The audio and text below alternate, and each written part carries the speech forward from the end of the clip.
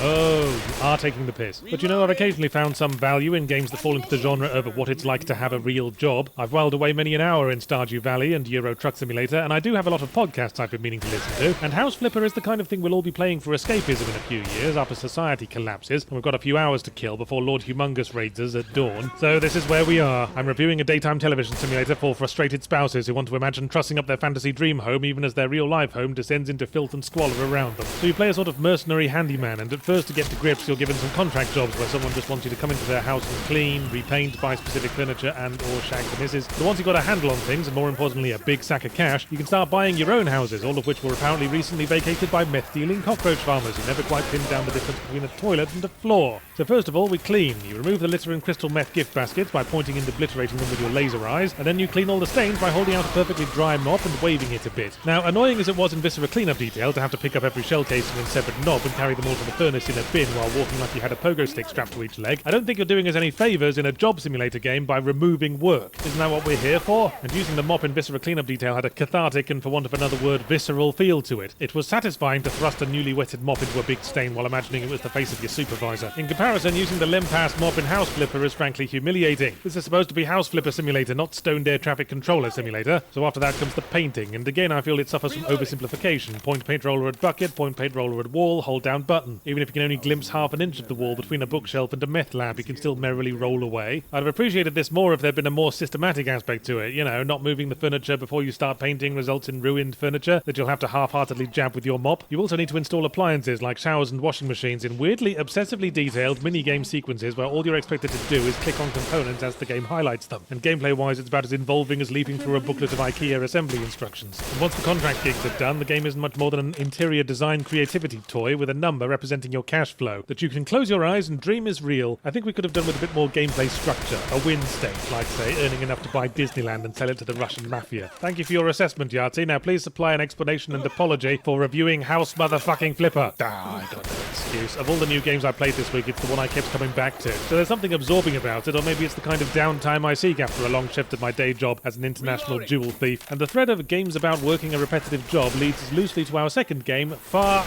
Lone Sales, which is a narrative indie game from the post-9/11 politics school of game design, i.e. keep moving right until you can't anymore. Far is a game about... That doesn't sound right. Lone Sales is a game about... That doesn't sound right either. I'll just call it Bollocks. Bollocks is a game about making a journey. And because you're a little waste paper basket person with tiny legs, you obviously have to make that journey in a gigantic land sailing vessel the size of an average suburban McDonald's. There was an obscure LucasArts game called Night Shift back in the day that I used to like, about running around a big Heath Robinson machine checking on all the components as it ran. And I think it's a core gameplay concept worth exploring because it captures all the thrill and excitement of turning on a self-assembled PC for the first time, not knowing if it's going to run or embed a fan blade 2 inches into your fucking eye socket. And Far Bollocks scratches that itch to a degree. The idea is you've got to keep your ship going by running around it, loading fuel, putting the sail up and down, releasing steam, putting out fires, making sure everyone's got cheesy biscuits, and it's well designed enough that this is all effectively tutorialized without dialogue, but I'm afraid I'm going to have to inform you, Mr. and Mrs. Sales, that your child is suffering from a severe case of indie game-itis. If only you'd brought her in when she first started emitting sad music and washing out most of her colours. It's now progressed to a terminal case, complete with bog-standard, deliberately ambiguous, unsatisfying ending. I'm afraid there's not much more we can do now, except submit her for the Best Art Direction prize at next year's Game Awards and hope she can one day rejoin society. No, Small Child Scary World standard indie brand atmosphere doesn't inherently worsen the game, but I still think Far Lone Bollocks is missing something. Maybe the attempt at a thoughtful, understated tone doesn't match the inherent concept of piloting a fuck-off giant roadster that wouldn't have looked too out of place with Mad Max hanging off the front, looking like he's undergoing a wasteland teeth whitening procedure. The sort of thing I'd want to push up the top speed and then ride on top of, going clang, clang, clang goes the trolley, ring, ring, ring goes the bell, crunch, crunch, crunch go the bones of old people not getting out of the way. That might have stirred a little engagement up from the dried up store of emotions I keep repressed so hard they dangle out my asshole like a prolapsed surgical glove, but having to stop every 5 yards to pick up some fuel or solve another gate opening puzzle killed the pace. Yes, I know there's a vacuum for picking up fuel, but I turned it off because it kept messing up my fuel storage organization system. Maybe it would have helped if we'd established a need to get to or away from something quickly to justify going in the vehicle. There's one brief bit right at the end when you have to go full speed to escape a volcano, and otherwise it's the video game equivalent of a vegan diet, watery, anemic, and disappointingly low on steaks.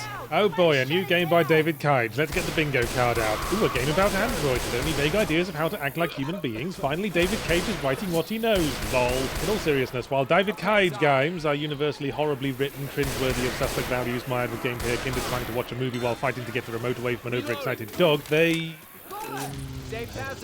Oh yeah, they're usually good for a laugh. Although the biggest one I got from Detroit Become Human was right at the end when there was a little survey to get my impressions on the game, and one of the questions was, were there any points when you were personally touched by the story? All the time? Most of the time? Some of the time? Or no? Obviously I answered no. And when I checked the global stats, 90% of those surveyed had also answered no. So congratulations, David Cage. Something in one of your games finally made me feel hope for the future of mankind. The story is, in near-future Detroit, commercial-grade androids are booming the economy while causing mass unemployment, and the highly relevant theme of income inequality we could have gone with sails merrily over David Cage's head as he goes for the clumsy Civil War era racism analogue. We follow three protagonists: a nanny droid who accidentally kills a deadbeat single dad and must go on the run with his daughter, an artist assistant droid who falls from grace and becomes the deviant android's charismatic leader, well, the leader at any rate, and a prototype detective android who is torn between his instructions to hunt down the deviants and his blossoming romance with Clancy Brown, a grizzled human detective who hates androids except not really. As with many David Cage games, it's the kind of plot that makes you constantly yell questions at the screen. Why were androids built for menial tasks designed to look and act perfectly human in the first place? Why weren't they boxes on wheels? Or how about this, a dog with Dr. Octopus tentacles? That would have been more efficient at cleaning up and amusing for the kids. But considering the androids do look human, why are all the real humans so unflinchingly hateful and dismissive of them, when the android's superficial human qualities would be triggering the sympathy instinct in most normal people? The answer to most of these questions is the same: because melodrama! David Cage has only one tool in his storytelling arsenal, and it is a giant sledgehammer with the word melodrama written down the side. His stories always play out like rampant human misery simulators as written by someone who's never met any human beings. Well, I suppose we know he's met Ellen Page. Fucking hell do we know that. He probably puts it on his business cards. And just because the story is depressing doesn't mean it's deep or complex. There's a moment in Despair Become Miserable where we literally watch an ugly man in a rundown house loudly explain to no one in particular how much he's going to enjoy beating up his daughter in between puffs on his crack pipe. Half the characters in these games are like one-off villains from the Incredible Hulk TV series when they had to contrive an excuse for Bill Bixby to Hulk out every episode, so they'd chuck a random inexplicable asshole into the room to smirkingly give him nipple cripples for literally no reason. What's sad is that there's always a great deal of potential in David Cage video games. I look forward to the day when he actually creates one. Ha ha ha. He doesn't make branching narrative video games, this lad. He makes branching narratives and then tries to tortuously squeeze a video game into it. I feel like he'd rather be making films. He doesn't appreciate the essential differences between the way an audience engages with a game versus a film.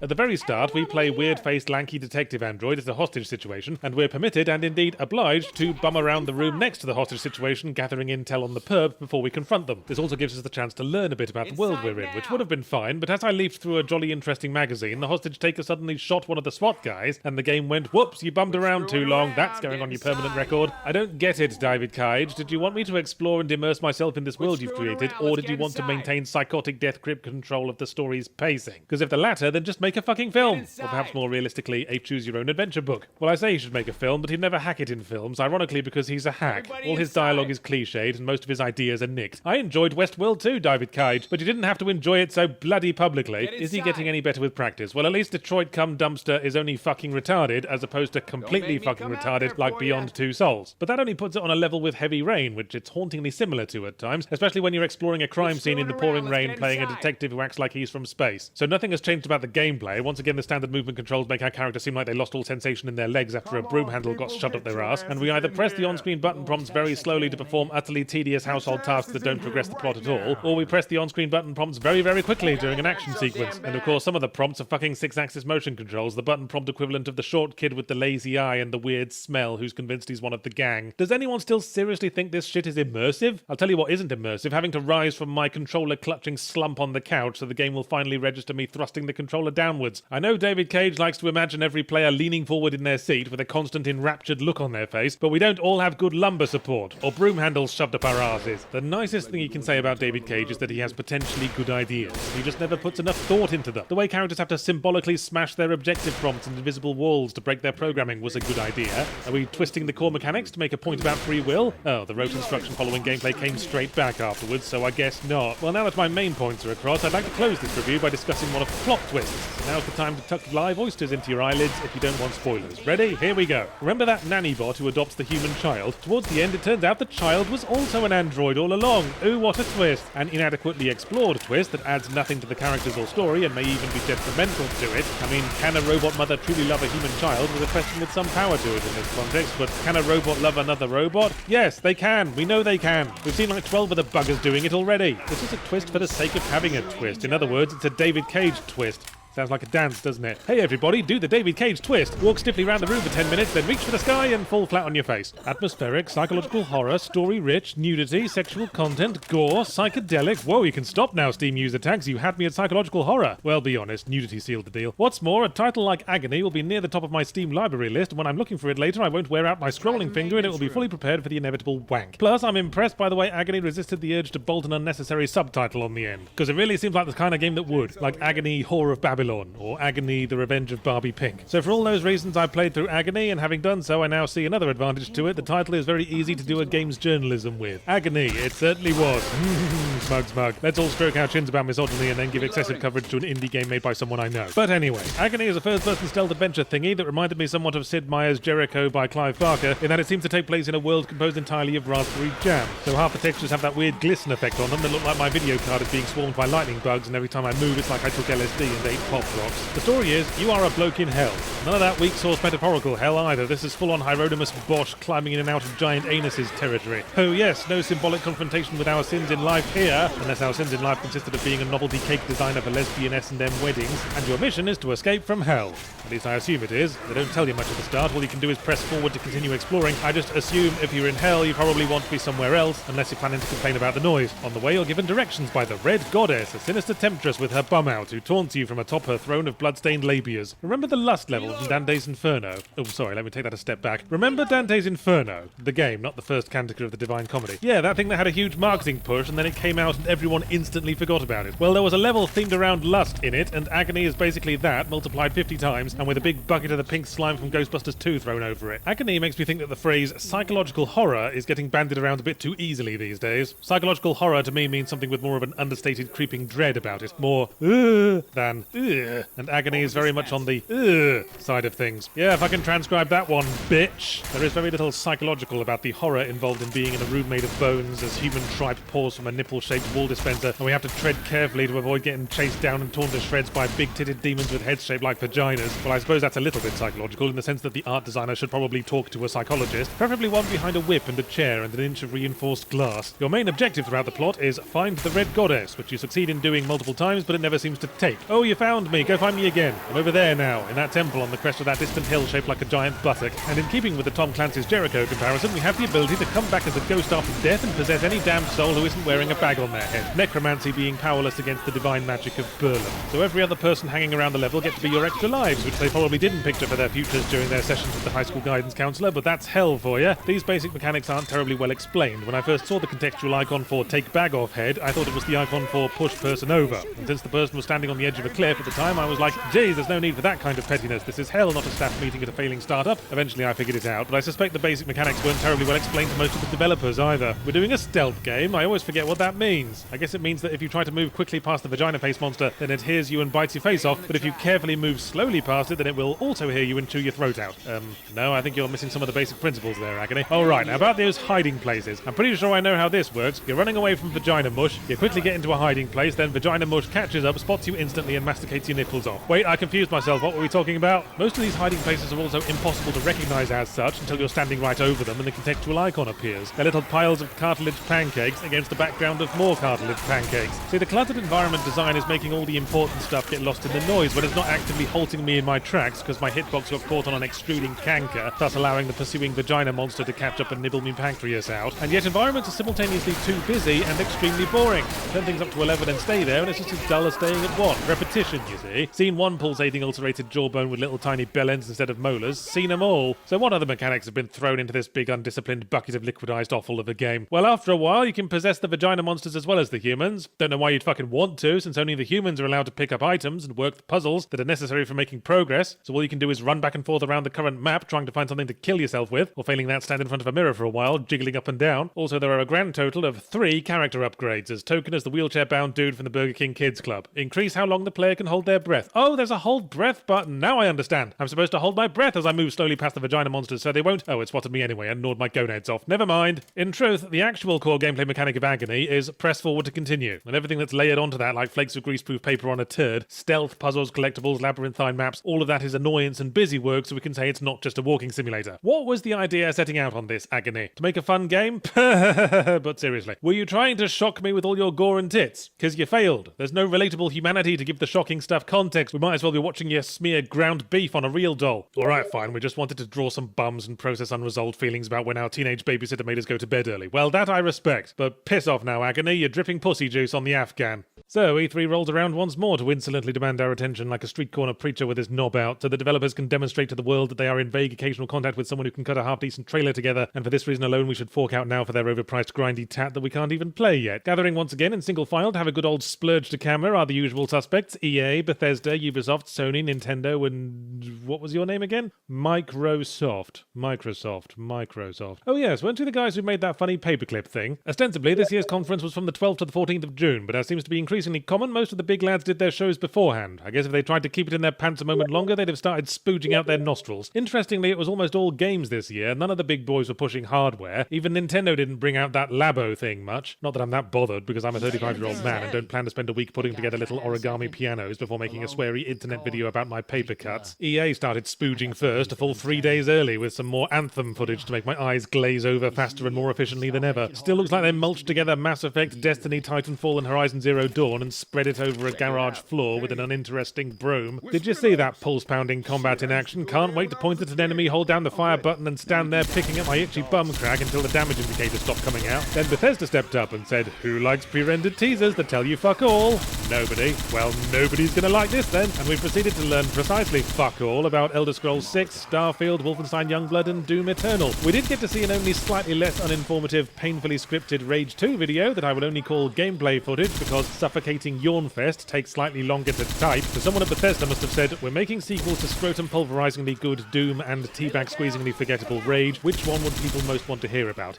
Well, I think that should be obvious. Haha, yes, I suppose it is. Oh fuck, now I'll look stupid if I ask again. We also very loudly and conspicuously didn't learn much about Fallout 76, except that it's online focused, so we can reliably infer the rest from what we know is already popular and easy to rip off. So, open world, survival, crafting, you know the drill, get ready to punch trees. But only now can you punch trees while wearing sporty Fallout brand blue. So roll over and yap like little dogs at supper time, you uncritical, butthole-relishing, close relative molesters. My goodness, Microsoft's conference showcased a lot of games. Cyberpunk 2077, Just Cause 4, Metro Exodus, Shadow of the Tomb Raider. Wow, are those all Xbox exclusives, Microsoft?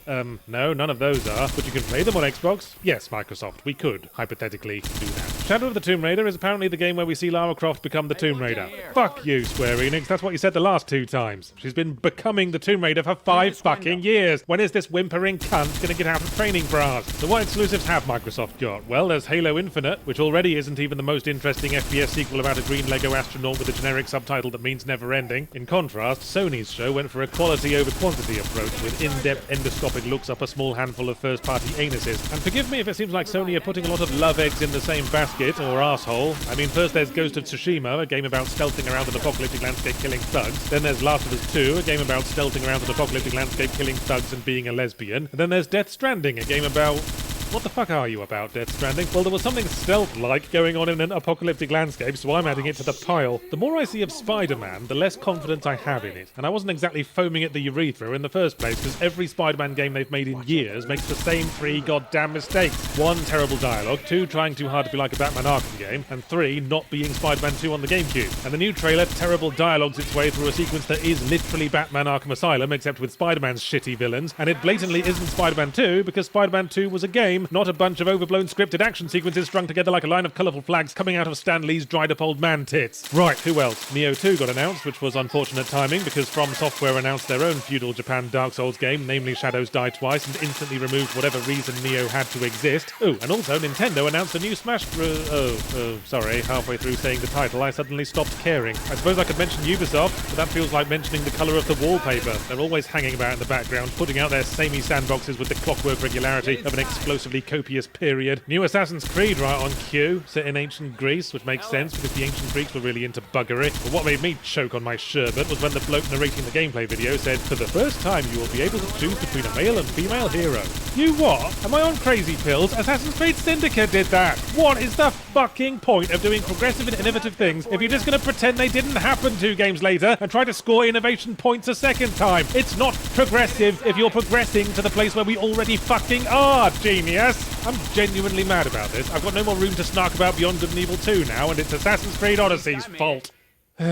You know why I still do these rundowns every year. It's because gamers as consumers have conceded too much fucking ground. And what counts as acceptable standard business practice inches more and more toward Fort Bullshit Tennessee every year. 20 years ago, the relationship was, play 1/3 of our game for free, as much as you like, and then consider paying this unworthy mortal $20 insignificant for the rest, your grace. And somehow that's turned into, pay in full now, stinking plebs, because we showed you a logo. You can't have it for 6 months, and then you have to pay another $10 for the special helmet with a bell end on the front, so everyone knows what a cockhead you are. The pushback against loot boxes was a good start, but how about this? Let's all stop pre-ordering stuff. Just for a year, 6 months maybe, trial period. If you're tempted, ask yourself, can I envision a scenario in which my decision to purchase this game might ultimately hinge on whether or not I can play it while wearing a special pre-order cock helmet? At least consider it, so the next year I'm not saying, hey guys, how about we all stop ticking the box that says Sony have the exclusive ownership rights to our blood? Oh blimey, you know it's that time of year, don't you? When the AAAs all go into hibernation and all the games publishers were a little bit nervous about come out in bloom. Hence all that agony business, I suppose, which publishers probably would be nervous about if they were planning to make eye contact with their mothers anytime soon. And if I were a publisher, I'd be a bit nervous about Vampire. I'd be all like, do you mind if I run it past a proofreader? Because I'm pretty sure you spelled it wrong. You spelled it right everywhere else. I'm just worried having a title like that might make it look slightly pretentious, like spelling magic with a K, or sticking an E on the end of noir. Vampire comes to us from French developer Dontnod Entertainment, and before you say anything, yes, I looked it up and the French don't spell vampire that way either, so who the fuck knows. Dontnod were previously responsible for Remember Me and Life is Strange, and as such, Vampire carries the distinction of being their first game whose title isn't a complete sentence. Vampire is a gothic action RPG with a wide open world in the Deus Ex sense of not being particularly wide or open, taking place in a sort of Legoland version of early 20th century London town. The protagonist is Jonathan Reed, a tall, dark, pasty bloke with a pointy beard, whose transformation into a vampire therefore couldn't have come fast enough. Excuse me, Yahtzee, they're called Econs. I beg your pardon. Econs. It's our special word for vampires. We made it up. I can fucking tell you did. Might stick with vampire if it's all the same to you. Econs sounds too much like an alien race of the week from Doctor Who. Anyway, Jonathan's a physician by trade and returns after the First World War to find London stricken by both the Spanish flu and a plague of ghouls who, not ghouls, Yahtzee, scowls. What's a fucking scowl? It's a human tainted by vampire blood. That's a ghoul! We call it a scowl! Don't do this to me again, Dontnod. I couldn't understand a fucking word of Life is Strange because everyone was speaking in this weird French interpretation of how young people talk. Anyway, now we get to the other reason publishers might be a bit nervous about Vampire, because it's trying to do something innovative. A surefire way to make publishers shrink back holding up crucifixes and sucking on a pre-order bonus for comfort. The rub is, each district has a number of named characters we can talk to and do side quests for, and as a physician it's Jonathan's responsibility to get to know them and craft them the right medicine medicine when they're ill. It's not hard. 90% of the time they need fatigue medicine, which I'm pretty sure is just Red Bull. Unfortunately, Jonathan is a vampire on top of being a doctor, so he also has to decide which members of his social circle he's going to rip open and chug like a wild cherry Capri Sun, with the understanding that their disappearance will have knock-on effects on other characters and the health of the district as a whole, as well as your digestion. Now that sounds interesting, doesn't it? Especially since the value of a target's blood goes up the more you've gotten to know them, organically pushing us to get fully invested in the character's backstory and struggles before we put them in a sandwich. So, and here I find myself flashing back to my review of Remember Me, that was the good idea, here's how they fuck it up. I probably made it sound like you have to pick people to kill, didn't I? Much as the game does, but the thing is, you really don't. Your reward for chowing on your chums is a big dose of XP for buying vampire powers and stat upgrades, or perhaps I should say, the stat upgrades. But you also get XP from basic combat and achieving objectives, and after a whole game of not killing a single citizen, I was, at worst, slightly underleveled. None of the boss fights were insurmountable once I had the patterns down. See, I went for the pacifist one because there was a distinct whiff of moral choice-driven story branching about all this, and my instinct is always to shoot for best ending, because it's usually the one that feels like an ending and not like I fucked something up. Vampire may be an exception, however. It really wants to be a story about a broody vampire tortured by the clash between his urge to kill and his duty to heal, but after I didn't kill anyone, it becomes a story about a perfectly nice, if slightly intense bloke who doesn't get enough vitamin D. So the quote good ending was a bit of a damp squib, one of Reed's vampire pals trying to get their melodrama on, going, ooh, we are nothing more than killers and our blood is cursed, and Reed's all like, bollocks we are, I haven't killed shit. Oh, so you haven't, never mind then, let's get McDonald's. Now, when Reed says he hasn't killed shit, he is truncating a little. He should have said, I haven't killed shit, except for the 500,000 vampire hunters I murdered in standard combat. Yes, this is the rather glaring incongruity of Vampire. There's something a little bit hollow about Jonathan Reed's quiet nobility and pacifism when he's just had to murder 12 identical Cockney thugs on the way back from the chemist. Well, I suppose it's self-defense killing, but it still raises a lot of questions. How come killing these lads by the hundred somehow doesn't affect the rest of London's population like killing named characters does? Did they all get bussed in from Wolverhampton? Also, if Reed can drink blood from his enemies mid-combat in a way that doesn't kill them, why can't he figure out a way to non-lethally drink blood from his mates as well? A little please and thank you goes a long way. We do need there to be combat because otherwise there's no core gameplay loop, and more to the point it'd be fucking boring, so maybe we could have just fought ghouls? Sorry, scowls. But if we did that, it would raise the question of why all the named characters are obliviously going about their cheerful Cockney lives when there's a fucking zombie apocalypse going on next door. Also, since we're suggesting changes, did you ever consider making the combat less shitty? It's dark, salty stamina management mixed with a bit of Vampire the Masquerade Bloodlines combat, ergo shittiness. There's a very small variety of monsters and weapons, and your vampiric powers aren't that great. They're not much fun to use, or even as effective as just twatting the dudes with one of the stronger weapons, and I'll remind you we're supposed to like these powers so much we'd murder our friends to improve them. The problem with the core dilemma of Vampire, kill friends to get XP to make combat easier, is that it falls apart if, like me, you enjoy a challenge, and removing it doesn't feel like a reward. And the other problem is with the other half of the concept, interacting with characters, exclusively done through fucking dialogue trees of the worst kind. Tell me more about the city, tell me more about your job, tell me more about that thing you said about the city that I'm awkwardly bringing up again apropos of nothing. Tell me more about this weird boggle-eyed look we're giving each other like a pair of love-struck goldfish in neighbouring bowls. They even routinely interrupt important plot cutscenes so that Reed can run down a questions list, even in the very last cutscene, just as everyone's poised for the climax. I'm sorry, but if you're still giving us exposition dumps literal seconds before the dramatic conclusion, something's gone wrong. It bears about as much resemblance to natural conversation as sticking your knob in a muller fruit corner does to a whirlwind love affair, and it makes all the participants come across as incredibly stiff. Well, they are British, Yahtzee. Oh, a cheeky sting. Scurry off, you rummy blighter. Fish and chips.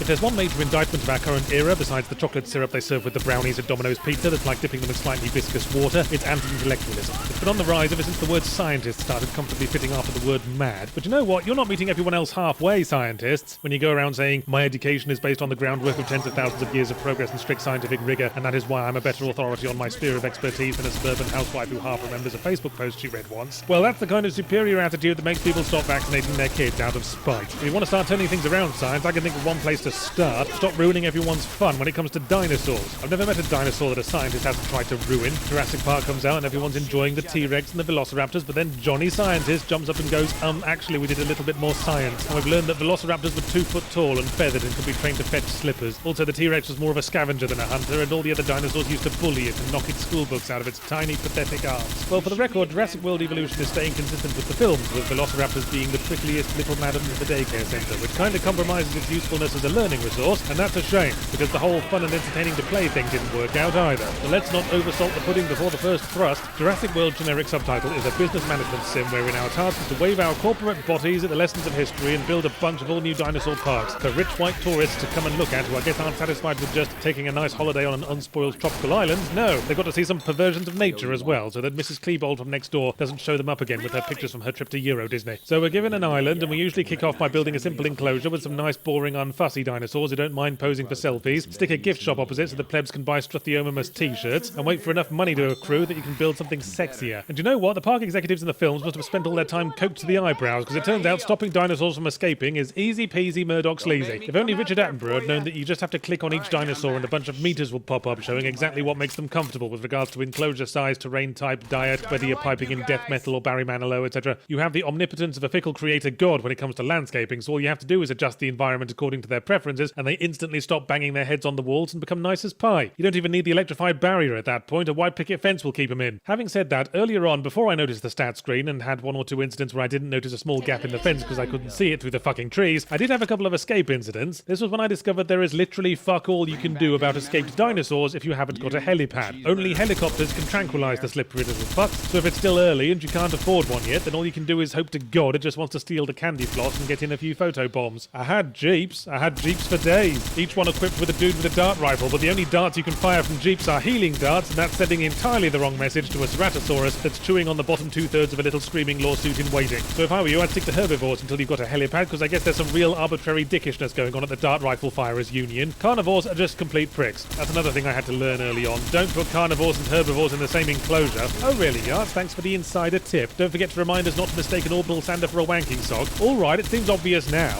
I just assumed it would be fine as long as everyone was high on comfort and had readily available food. But nope, carnivores just have the prick gene and will murder any herbivore it sees, even if it's full, content and getting regular pedicures. But after you learn these lessons, running the parks is very straightforward. And here we get to the central awkward truth of Jurassic World Ebola virus, that the interesting part of Jurassic Park the film was not the part where everything was going swimmingly. To spice things up, we're given tasks by our three company divisions: the Science Division, who think we're running a research facility, the Entertainment Division, who think we're running a theme park, and the Security Division, who I guess think we're running a prison for dinosaur drug dealers or something. Complete a task for one and you'll lose points with the other two, which feels like drawing things out unnecessarily and doesn't point to a terribly healthy work environment, but it's particularly odd when they all give you the same tasks. Entertainment Man says Hadrostegosaurus because people think they're cool. Science Lady says Hadrostegosaurus because we need to research how cool they are for science. And Security Dude says Hadrostegosaurus because we're going to put targets on its backplates and use it as a firing range. Actually, I don't mind the missions because I like business sims to be goal-oriented. Don't see much appeal in just sitting on a perfectly functional park accruing more imaginary money than I know what to fantasize about doing with. But at the same time, I do think Jurassic World Electric Boogaloo is a bit thin and lacking the personal touch. All the spaces you're given to develop in are kind of pokey and the range of buildings is small and low on options. There is one and only one kind of restaurant you can stamp out when your park is scoring low on food availability. It is simply named Fast Food, and I assume it sells everything in featureless grey packaging like an Australian tobacconist. You can rename your Brontosaurus Sergeant Bellend and paint him in khaki brown instead of khaki green, and that's about it as far as personalisation goes. But he'll still have infinitely more personality than the human guests. Human beings just seem to grow on the walkways like a fungus. You get money just from Captain Generic's tolerable fast food emporium existing, and not from how many individual guests pass through it, which I guess is fine, but it does mean it's hard to sympathise when the attractions bust out and start chewing on them. Even more so when they all gamely come straight back the moment the threat is gone. Already thinking about what a funny story this will make when they explain it to Child Protection Services. I don't know, I guess I just like to know who a person is as I'm picking their dentures out of the T-Rex's litter box. So at E3 everyone saw that Resident Evil 2 was getting remade, and everyone hopped smartly onto their backs and began squeezing out great big fruity woofers to express their glee, but my woofers stayed resolutely where they were, and yes, it was actually very uncomfortable, because I'm aware that the Resident Evil series follows a pattern. They put out one good game, and then they proceed to churn out inferior sequels until they can churn no more, making what was once a perfectly straightforward standalone horror plot into a nightmarishly convoluted mess of canon ever-expanding like fresh vomit on a tile floor, making everyone in the room nauseous and creating vomity spin-offs to make the matter worse, until finally someone takes a self-awareness pill, locks themselves in a vomit-proof basement, and makes another good one, usually by stripping things down to core concepts and keeping the shit-smeared hippo of established canon out of its virgin waters. And then, the moment it does well, Capcom goes, "Yo, time to get back on track," and the shit-smeared hippo promptly belly flops straight back in to ruin things anew. This process has already begun with Resident Evil 7. The piles of DLC have already done a marvellous job at ruining all the base game's subtlety and mystique. It's like we had a lovely dildo that had a nice smooth glide action in our tender butthole, but for some reason they insisted on taping a Lego astronaut to the end. And I knew this would happen because it happened after Resident Evil 4 as well. And it occurred to me recently that for all my years of trumpeting Resident Evil 4, of wafting its delicious malicious farts around like I'm making smoke signals, I've never done a full retro review of it. So as the summer drought crawls ever onwards, I thought I might as well do one, if only for cataloguing purposes. So here we go. Resident Evil 4 was very far from the 4th Resident Evil game. It was around the 9th or 10th, depending on what counts. The straightforward numbering of 1, 2, and 3 gave way to a sort of toxic soup of Code Veronicas, survivors, outbreaks, dead aims, until no one really knew what Resident Evil was, broadly speaking. Just that it wasn't something you wanted close to your nose. The time for change had come.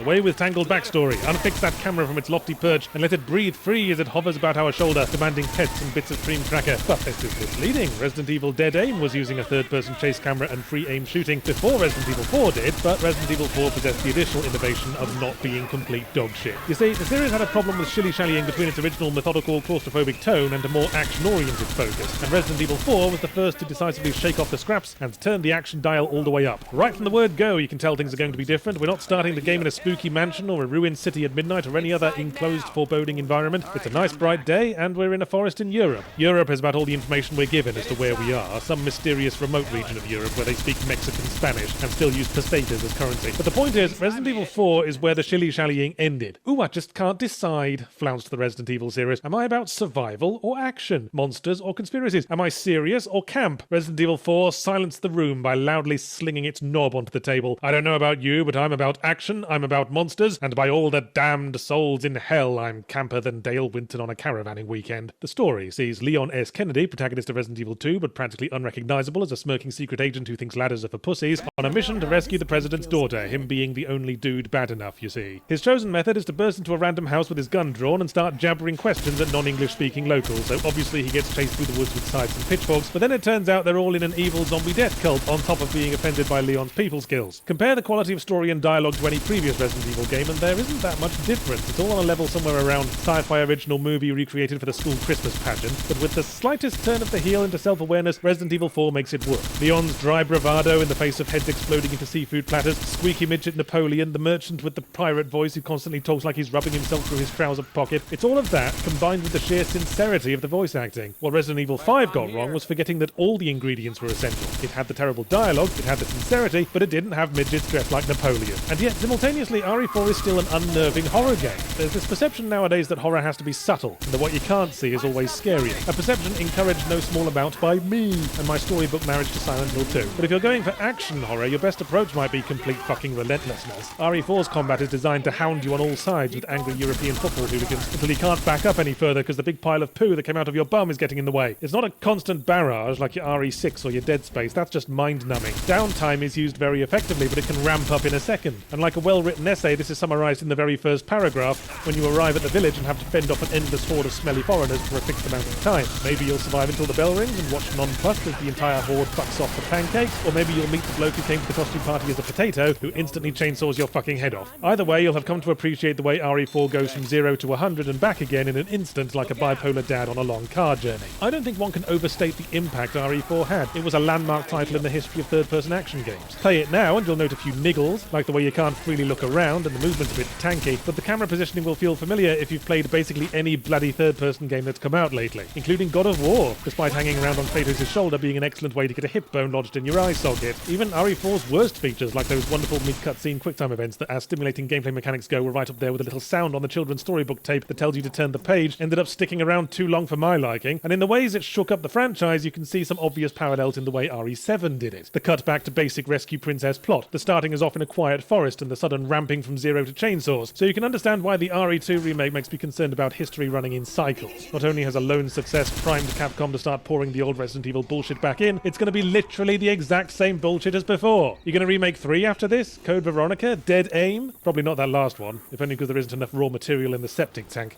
Battle Royale, the genre that is to video games what Chris Pratt is to movies these days. Very, very popular, absolutely bloody everywhere, but probably doesn't have a whole lot going on upstairs. It's a great genre for efficiently relearning how crap I am at first-person shooters no less than 14 times an hour, but when an obvious and simple idea takes off, imitators will swiftly follow. I mean, one big map and 100 randomly placed players is not exactly a Cecil B. DeMille production. So this week, I have been mostly playing Totally Accurate Battlegrounds, which is actually a hilarious parody of Battle Royale shooters. What it does is, instead of dropping 100 players onto a map full of randomly spawned equipment and gradually shrinking it until only one remains, it drops about 50 players onto a map full of randomly spawned equipment and gradually shrinks it until only one remains, and everyone's got googly eyes. Yeah, that's some astringent satire you've got going on there, Totally Accurate Battlegrounds. Truly the spirit of Jonathan Swift lives on through thee. Oh wait, what also makes it hilariously parodical is that every everyone's at the mercy of a crazed physics engine that makes them wobble about like pipe cleaner figures on the floor of a moving vehicle with dodgy suspension. Did I mention it's by the cluster truck people? So players pawing merrily across the landscape like overexcited puppies in the long grass and hold guns out in front of them the way that lady from Jurassic Park Trespasser did, although thankfully without the health meter tit. But totally accurate Battlegrounds falls into the not underpopulated trap of the attempted satire that ends up becoming a viable alternative to the thing it's satirizing, if not just another example of it. Classic Scream syndrome. The wobbly-bobbly physics mean that melee combat can actually overpower ranged weapons if you wobble-bobble your way up to a sniper as they pull the old Ramsey Bolton and continually miss your thrashing limbs until you get into range and knock all their teeth out with a loofah. On that note, there's also an extensive range of weapons, more weirdly extensive than satirically extensive. You've got guns, rocket launchers, crossbows, grenades, axes, sticks, and slightly sharper sticks, but no elastic band launchers or comedically oversized sex toys. The large range of guns also makes it hard to find more of the specific ammo that each one takes, thus improving the odds that a gunfight will eventually devolve into loofah dueling. The animation and uncluttered maps also makes it harder to hide or find cover, encouraging direct conflict, and I appreciate that the wall around the map is an actual literal wall, not a ring of fizzing Listerine. So all in all, we'll put TAB in the viable alternative category. It is a bit mired with bugs and cheaters, but they're diligently churning the patches out, which makes me wonder if any of the developers think that this has all gone a bit beyond a joke. Haha, let's make a Battle Royale mode of our silly physics game for April Fools. It's not like we'll have to support it for the rest of our fucking lives. It's like they served a trick rubber steak to their house guests and the idiots won't stop trying to eat the fucking thing. Hey, I can't chew this steak. Yes, haha, it's a rubber steak. April Fools, but I want to eat the steak. It smells of steak. Yes, we made it smell like steak because it needed to for the joke to work. I didn't expect you to get this into it. Ow, my stomach hurts after I ate the steak. Look, you weren't supposed to... Ugh, just fuck it. Here's a real steak, alright? Have fun with it. Do I get a steak too? Can I have a slightly larger steak? Yes, fuck it. I'll cook steaks for everyone. This is my life now. That's all I had to say, really, is let's have an indie game chaser. How about Moonlighter, a roguelike pixel art dungeon crawler on Steam? Now, if you're anything like me, your eyes probably glazed over and you started thinking about sticky buns halfway through that description. A roguelike pixel art dungeon crawler indie game on Steam is like a seagull on a pier. Yes, you might have fun with it if it holds still long enough to let you take a funny picture, but there'll be another 12 along in a moment. And while Moonlighter, like many of its fellows, has some very well animated pixel art, a seagull wearing lipstick is still a seagull, just as likely to brazenly steal your cheeseburger. As much as there have been some very lovely roguelikes, I can't help feeling that we see them a lot because making randomly generated levels is slightly easier than meticulously designing a bunch of carefully curated maps with tiered challenges and story elements. And I think these days you have to do the Bloodborne thing, where random dungeons are there if you've got an hour to kill and are saving your higher brain functions for an upcoming speech or televised quiz show production, but it can't be the actual meat of the game anymore. To that end, Moonlighter is also a shop management game. Your job is to go into dungeons and collect a wide variety of vendor trash until your bag is full, then come home and load up your shelves. The interesting challenge then is figuring out how much to charge for the items with nothing to go on with a list of the items in descending order of value and whether the customers roll their eyes disgustedly at them or skip joyfully to the counter singing money makes the world go round. You then spend the money on upgrading your shop, the town and your dungeon exploring gear because there's an old bloke who's constantly telling you not to try to reach the end of the dungeons and kill all the bosses, so obviously we're going to do that. I think the problems with Moonlighter emerge as soon as you have figured out most of the prices of the current dungeon's items. Once the deductive part is over, the game just turns into a slightly anemic roguelike dungeon crawler with an overly elaborate loot flogging system. The combat gets kind of rote. I gravitated to using a spear because it's no slower than any other weapon and had the advantage that all the dangerous stuff is going on at the far end of it. And besides that, your dodge roll has more iframes than a maritime museum has jolly interesting facts about knot tying. After 4 dungeon types and the final boss that rolled over like a frightened armadillo in a skate park, I was feeling rather underserved by Moonlighter. The shop management element is a nice enough idea, but just isn't fleshed out enough. More nuance might have been nice, like it mastering where you display what item, or whether or not you've solicited an endorsement from Commander Shepard. I would have said it was an original idea, but then someone drew my attention to a Japanese game from 2010 named Racketeer, not to be confused with Racketeer, which is spelt Racketeer rather than Racketeer like the first Racketeer, which is a shop management come random dungeon crawler game with deeper haggling and salesmanship mechanics, which on the whole I recommend if you've got a higher than average tolerance for the animes. But I digress. The pieces only fell into place when Moonlighter's credits rolled and about 5,000 backers got name dropped. Ah yes, give me an O for overfunded Kickstarter project. I've learned to recognise the telltale signs of the overfunded Kickstarter project. They're like Californian teenagers, overly proud of themselves, unpunctual, and severely underweight.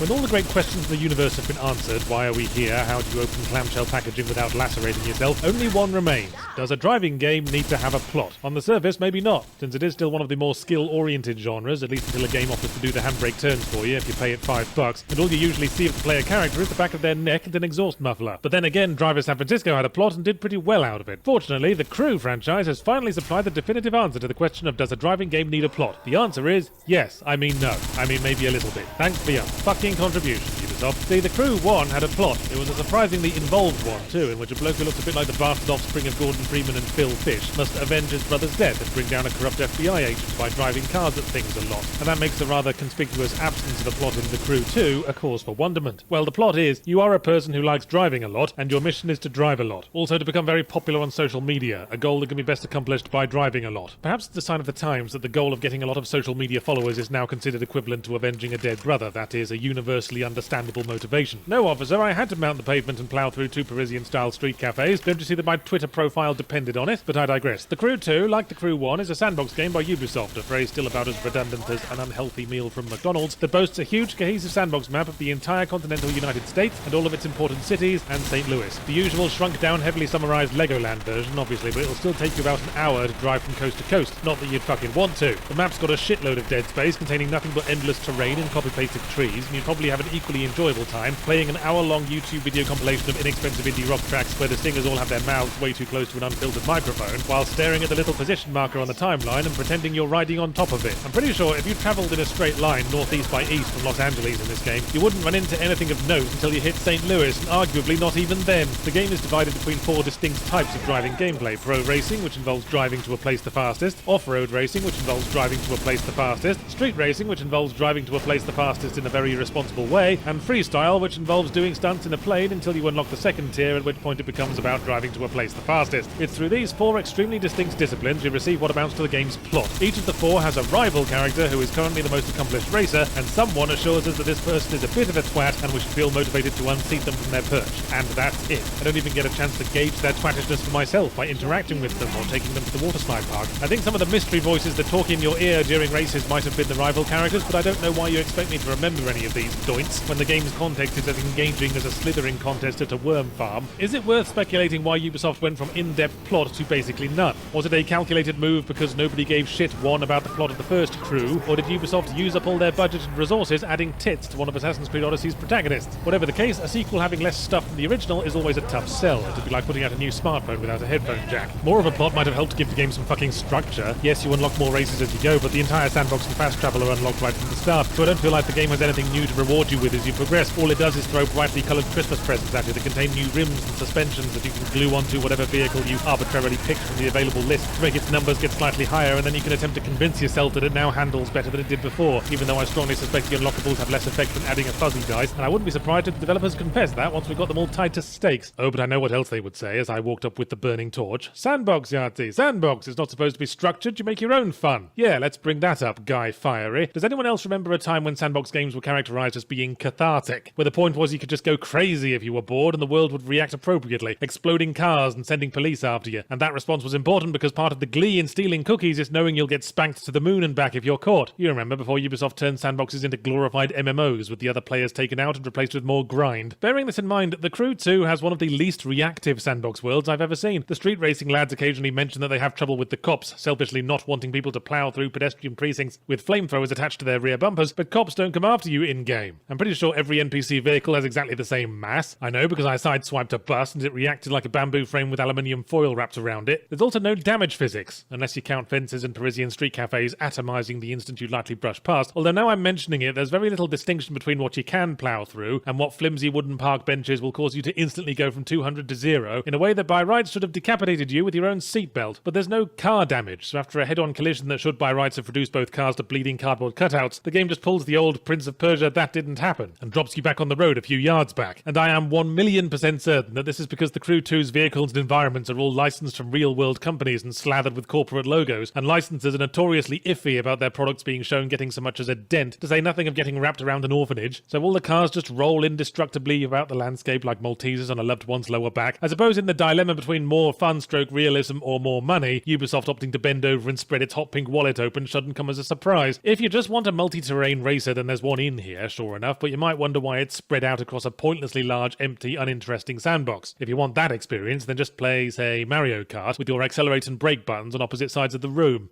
Octopath is sadly not what Chris Eubank calls his favourite kind of marine life. It just means 8 paths. Octopath Traveler is a game about going through the stories, or travelling the paths if you will, of 8 characters. Might seem a bit on the nose as titles go, but then it is a Japanese game, probably sounds cooler in a foreign language. Yes, it actually literally means 8 paths in English. Gosh, you're so clever and worldly, Square Enix-san. It's like how any food sounds classier if you give it a French name. Merde de chien à la gravier probably sounds a lot more palatable than dog turds in gravel. Anyway, Octopath Graveler is a JRPG, but don't hold that against it, because it's deliberately trying to evoke an older era of JRPGs when they were more tolerable, and weren't all over-designed bogwash and prolonged fashion parades on the planet of melodramatic, emotionally stunted shitheads. Actually, thinking about it, that's been less the case with JRPGs lately, possibly because we haven't had a new Final Fantasy in a while, and the last one we did have was about people going around relatively soberly dressed. But while we're on the subject, it's games like Final Fantasy VI that Octoplut Unraveler is most trying to ape, the seminal 16-bit Final Fantasy that hit the perfect sweet spot between the series beginning to indulge more complex plots in less standard fantasy settings, and everything turning into convoluted magitechno visual diarrhea, and whatever the fuck was going on with Final Fantasy X. At least everything was visually consistent in 2D times, nice readable tile-based environments, and every character a super deformed big head lad with exactly the same face, so they all look like chronically overdressed lemmings. That's the visual style Octopus Rattler is going for, although the little 2D character sprites are all running around fully 3D environments with pixely 16-bit textures stretched over them, all rendered in accordance with graphical standards of the modern age, meaning everything is lit like an overexposed photo and slightly brown. So here comes my challenge, viewers. In order to gauge the effectiveness of the game's story, I'm now going to attempt to list all 8 characters and their story arcs from memory alone. There's Tressa, an underage girl who vows with the lofty ambition of youth to dedicate her life to becoming a really good travelling merchant, this being a more innocent time before child protection services. Then there's Cyrus, a teacher who gets fired because of some Mean Girls drama and goes looking for an overdue library book or something.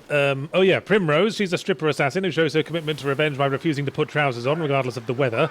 This might be easier if I tried to remember their classes rather than their personalities. So there's standard warrior man with sword, who is seeking justice on the man who robbed him of honour, because aren't they fucking always? The thief, Therion, I remember his name because it contains most of the letters of thief, and his story involves having to steal some things, because if you've only got one thing going for you, might as well own it, I say. Priest, yep, got one of them. Some blonde lady going on a pilgrimage because the lady who was supposed to do it called in sick or something. How many is that? 6. Shit. Oh yeah, there's the hunter lady looking for her missing master, who comes from the village where everyone talks about they got really drunk at a Renaissance fair and decided they were just going to have fun with it. Lastly, apothecary lad. Their friend gets poisoned, they cure the poison, then they decide to travel the world because the format demands it. Well, I suppose we can't all be stripper assassins. Not all stories are created equal, so it's weird that while you can freely swap out 3 members of your 4-man party, whoever you picked first leads the party permanently. So don't pick apothecary lad first, as you'll be stuck with him like a piece of toilet paper trailing from your shoe. What I find iffy about the whole presentation is that I really get a sense that my ragtag bunch of anime misfits are actually interacting with each other. For the first part of the game, you tour all the home villages randomly touching people until one goes, "Hello, random group of strangers. I'm about to embark on a very personal quest that will define the rest of my life. Why not tag along?" And that's your new party member, smilingly joining up with a group of what might be cannibalistic serial tax dodgers for all they know, accepting that they're going to have to mutely witness the personal bullshit of 7 complete strangers before they come back around to sorting out whatever put a hair up their own arse. It's particularly jarring with characters like Primrose doing the "I am dishonoured and alone and have nothing left in this world but my quest for violent, bloody revenge"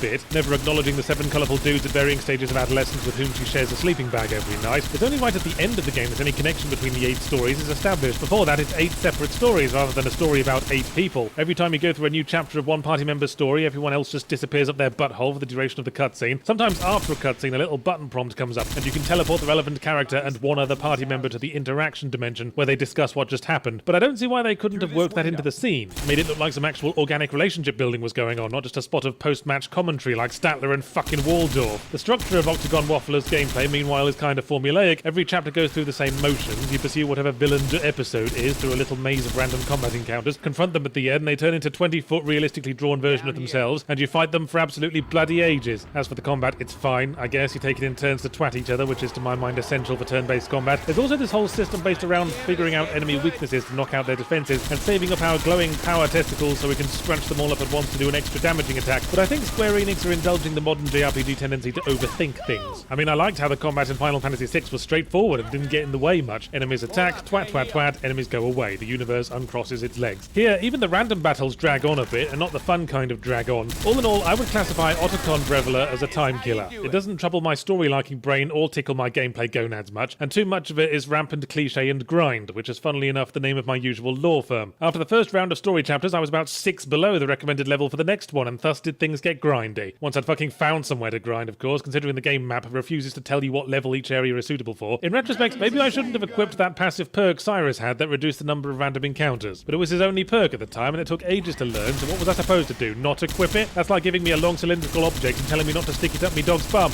Every year it's the bloody same. Oh, the mid-year drought isn't so bad. I'll just do indie games on Steam and retros and laugh at an industry that never learns anything, tee-hee-hee. And now we're in the middle of it, and I'm desperately searching under sun-bleached rocks looking for something that isn't slathered in anime faces like a row of electrical sockets. You know, I even seriously considered reviewing No Man's Sky again. Now it's apparently been patched all the way from universally despised pariah to the lofty heights of another bloody survival crafting exploration game. But no, it's against my principles to encourage this let's just fix it in post-culture. That is not a world in which I wish to exist, because I would never be able to have confidence in a negative review again. A game could melt my PC into hot slag until it falls over and sets fire to the curtains. I'd still have to add the proviso, oh, but it's alright because in the future they might patch in a new pair of curtains. So fuck it. In the end, I decided to review a game I missed out on from last year that popped up on my Steam recommendations apropos of nothing, like a starry-eyed young actor showing up on the last day of auditions. Observer is a game by Bloober Team. No, really, that's their name. Sounds to me like someone asked them their name before they'd come up with it, and someone had to hastily make one up. Same developers as Layers of Fear, which you may recall I didn't take too much because it was a classic walking simulator with all the usual walking simulator trappings, deliberately obscure plot, and it's only the continued brain-busting challenge of locating the W key on your keyboard that stops it being essentially the same as riding the Haunted Mansion ride at Disneyland. Observer, in contrast, plays like a first-person adventure game that's currently in rehab for walking simulator addiction. It's gradually rebuilding its life, one dialogue tree or basic lock-opening puzzle at a time, but every now and again it falls off the wagon. And if Layers of Fear came of riding the Haunted Mansion ride a few too many times, Observer comes of rewatching Blade Runner every night. Cyberpunk dystopia, check. You know, just for once I'd like to see a cyberpunk utopia where the corporation started bolting computers to people's faces and everything just worked out perfectly well. Main character detective, check. Completely unnecessary opening text crawl, which might as well have been replaced with the words, it is a cyberpunk dystopia, check. Rutger Hauer's in it, double check with chips on the side. Rutger Hauer, who now talks like he's processing all his words through a slightly blunt hand-cranked ice-crushing machine, is an observer, a sort of cyber detective with the ability to jack into other people's brains in order to search their memories for evidence of dirty crimes and whatever else should be of interest. Perhaps jack off was right after all. Anyway, our hero, Daniel Lazarski, which is one of those surnames that sounds just perfect being described as a loose cannon across the desk of a sweaty police chief, is contacted by his estranged tech genius son, who probably stopped calling because he was sick of explaining to Rutger Hauer how to use Facebook. But something's gone to shit and he needs help, so dear old dad comes to the slum apartment building his son was calling from, finds a whole bunch of crime scenes and dead bodies, and must piece together exactly what his son was doing and what it has to do with the evil megacorporation that inevitably hangs over everything like the highly productive rectum of a pitiless controller god by jacking into the minds of a select number of victims. So basically it's Blade Runner meets Psychonauts meets the Haunted Mansion ride. You know, detective games have long struggled with the concept of investigative gameplay. How do you make a gameplay mechanic based around the player figuring stuff out that can determine that the player actually did figure it out and isn't just rolling a belt sander back and forth across the controller until progress happens? Observer takes a bold approach to this age-old problem, and that's to not let it bother them in the slightest. While you go over crime scenes with 3 different pairs of magic electronic spectacles, holding down the analyze button on anything that makes one of your spectacles go widdly-wee. What usually happens after you've widdly-weed everything that can be widdly-weed is that Rutger Hauer announces he's figured it out and the door to the next bit opens. Either that or there'll be a 4-digit code lock you need to figure out, but the game makes sure no one gets left behind. There is literally a moment where the numbers you need to figure out materialize before you in giant neon digits. Another time I was casually jacking off into the head of a dead young lady in a room with a conspicuous 4-digit code lock, and towards the end of the jack-off sequence I see the same lady in the same room going 6105, 6105,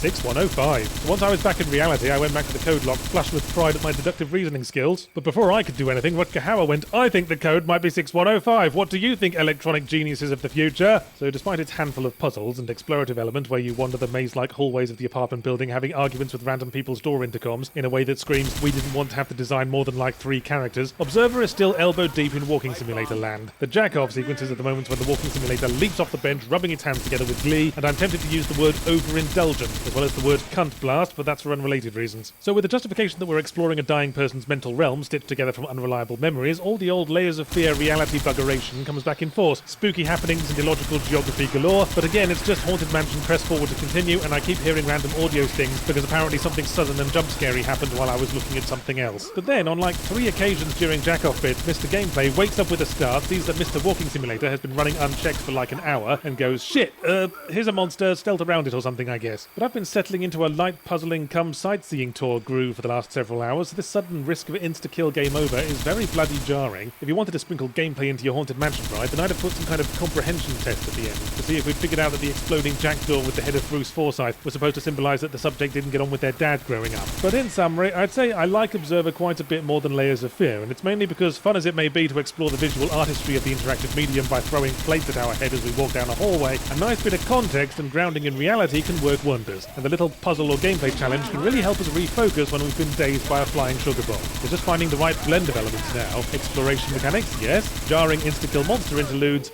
cunt blast. Yep, it's still drought season in both gaming and California. Sorry to keep mentioning it, but you might need context if you're watching this video on the 16th of Funvember or something. So in lieu of having saved up enough morphine tablets, here are two more indie games on Steam, and I'll even think of a connection between them if you give me a mo. They're both about some kind of peacekeeping official having to rescue some things and murder some other things. Oh fuck it, let's just go with they both bored the tits off me. Let's start with Chasm. It's pixel art, it's procedural, it's Metroidvania, and of course it's fucking kickstarted. Hey Kickstarter backers, don't insulate the inside of that comfort zone too much, there'll be no room for your fat spotty ass. We are a rookie knight dispatched to an abandoned mining town to figure out what's gone wrong, and upon taking a look in the mine he goes, well there's your problem, you've got a Metroidvania game down there. 5 distinct zones opened up in stages by new abilities, boss fights, more backtracking than a mistakenly laid out railway. That's Metroidvania alright. Hope you've been maintaining that save point in your town square, because this is going to cost you, madam. Castlevania seems like the main influence. Rescuing individual villagers is straight out of Order of Ecclesia, and there's a friendly animate sword NPC you can get that made the 60% of my brain devoted to remembering things from Symphony of the Night light up like Blackpool Pier. But while Alucard could reasonably be expected to take on Dracula's minions because he ate asses for breakfast, the spotty gimp we control here doesn't inspire the same confidence, and the only thing that's changed by the time we fight the formless unstoppable demon king of the underworld at the end is that he found a nicer sword and some running shoes. Also, Chasm is procedurally generated, or at least that's the claim. It seems like the boss fights, the warp rooms and the upgrades are all roughly in fixed order, and it's just all the filler rooms in between that change, but I'm not even 100% on that. I started a second game with a new seed to see if I could figure out what had changed, and discovered a short ways in that I didn't actually give a shit. Mind you, Castlevania in randomization has a precedent. I've played Aria of Sorrow so many times, I've tried using fan-made ROM randomizers to swap all the pickups around and inject a little variety into my next playthrough, but what usually ended up happening was that a starting skeleton would drop the fucking clave soulish or something, and I'd spend the rest of the game effortlessly handing out wedgies. Maybe that's why Chasm's gameplay challenge seems painfully unbalanced, but I think it was mainly because of the magic daggers. See, magic attacks are upgradable, and you can equip whichever one you want, and once fully upgraded, the magic daggers were doing between 60 and shitloads of damage a pop, and still only cost 1 point to use. So I ended up spamming them like it was fucking Gradius, and killed every single boss in the game's second half on my first go, often without getting hit. I did at least finish the game, but only because it took basically no effort, and I had some podcasts to listen to, and while procedural generation theoretically adds replay value, I'd far rather replay a game that carefully crafts its layout for maximum entertainment than a game like Chasm, which rearranges its dull, generic hallways full of repeated enemies in a way that has all the practical impact of rearranging the contents of a bag of frozen oven chips. I can state that Chasm is the very best game I've played named Chasm. It is at least better than Chasm the Rift, because in contrast it's a generic Castlevania ripoff with some nice pixel art rather than a generic Quake ripoff with the colour spectrum of a turd convention. So let's move on to our second game, which I didn't actually finish, but I'm going to offer a definitive opinion on anyway, because I'm a busy man with a lot of uneaten crisps in the house. This is The Police 2. I haven't played This Is The Police 1, so I had no idea what I was in for, but I was drawn to the fact that the acronym was TITFA. This Is The Police 2, it turns out, is a game structured somewhat like XCOM, with isometric turn-based cover combat missions interspersed with a management game where you equip and dispatch named officers to deal with situations as they come up, all of whom are referred to by male pronouns, even the ones that are obviously women, which is either abject laziness or a relevant indictment of small-town authorities. Because the plot is about an inexperienced female deputy in a small-town department having to take over when the sheriff is killed and who just can't seem to get respect in a man's world. Fortunately, her officers arrest a drifter who turns out to be a former police chief wanted on federal corruption charges, but more importantly, he's a man with a big manly beard, so she puts him in charge instead. Hey, This Is The Police 2, did you see what I did there? I got the premise of your story across in about half a paragraph. Perhaps you could show that to your cutscene writer the next time you get a word in edgeways. Yes, TITPA has pretensions to cinematic storytelling, but, well, here's my impression of a This Is The Police 2 cutscene. I mean, this is me doing an impression of a This Is The Police 2 cutscene right now. I'm doing it now. Can't you see I'm doing an impression of a This Is The Police 2 cutscene, viewers?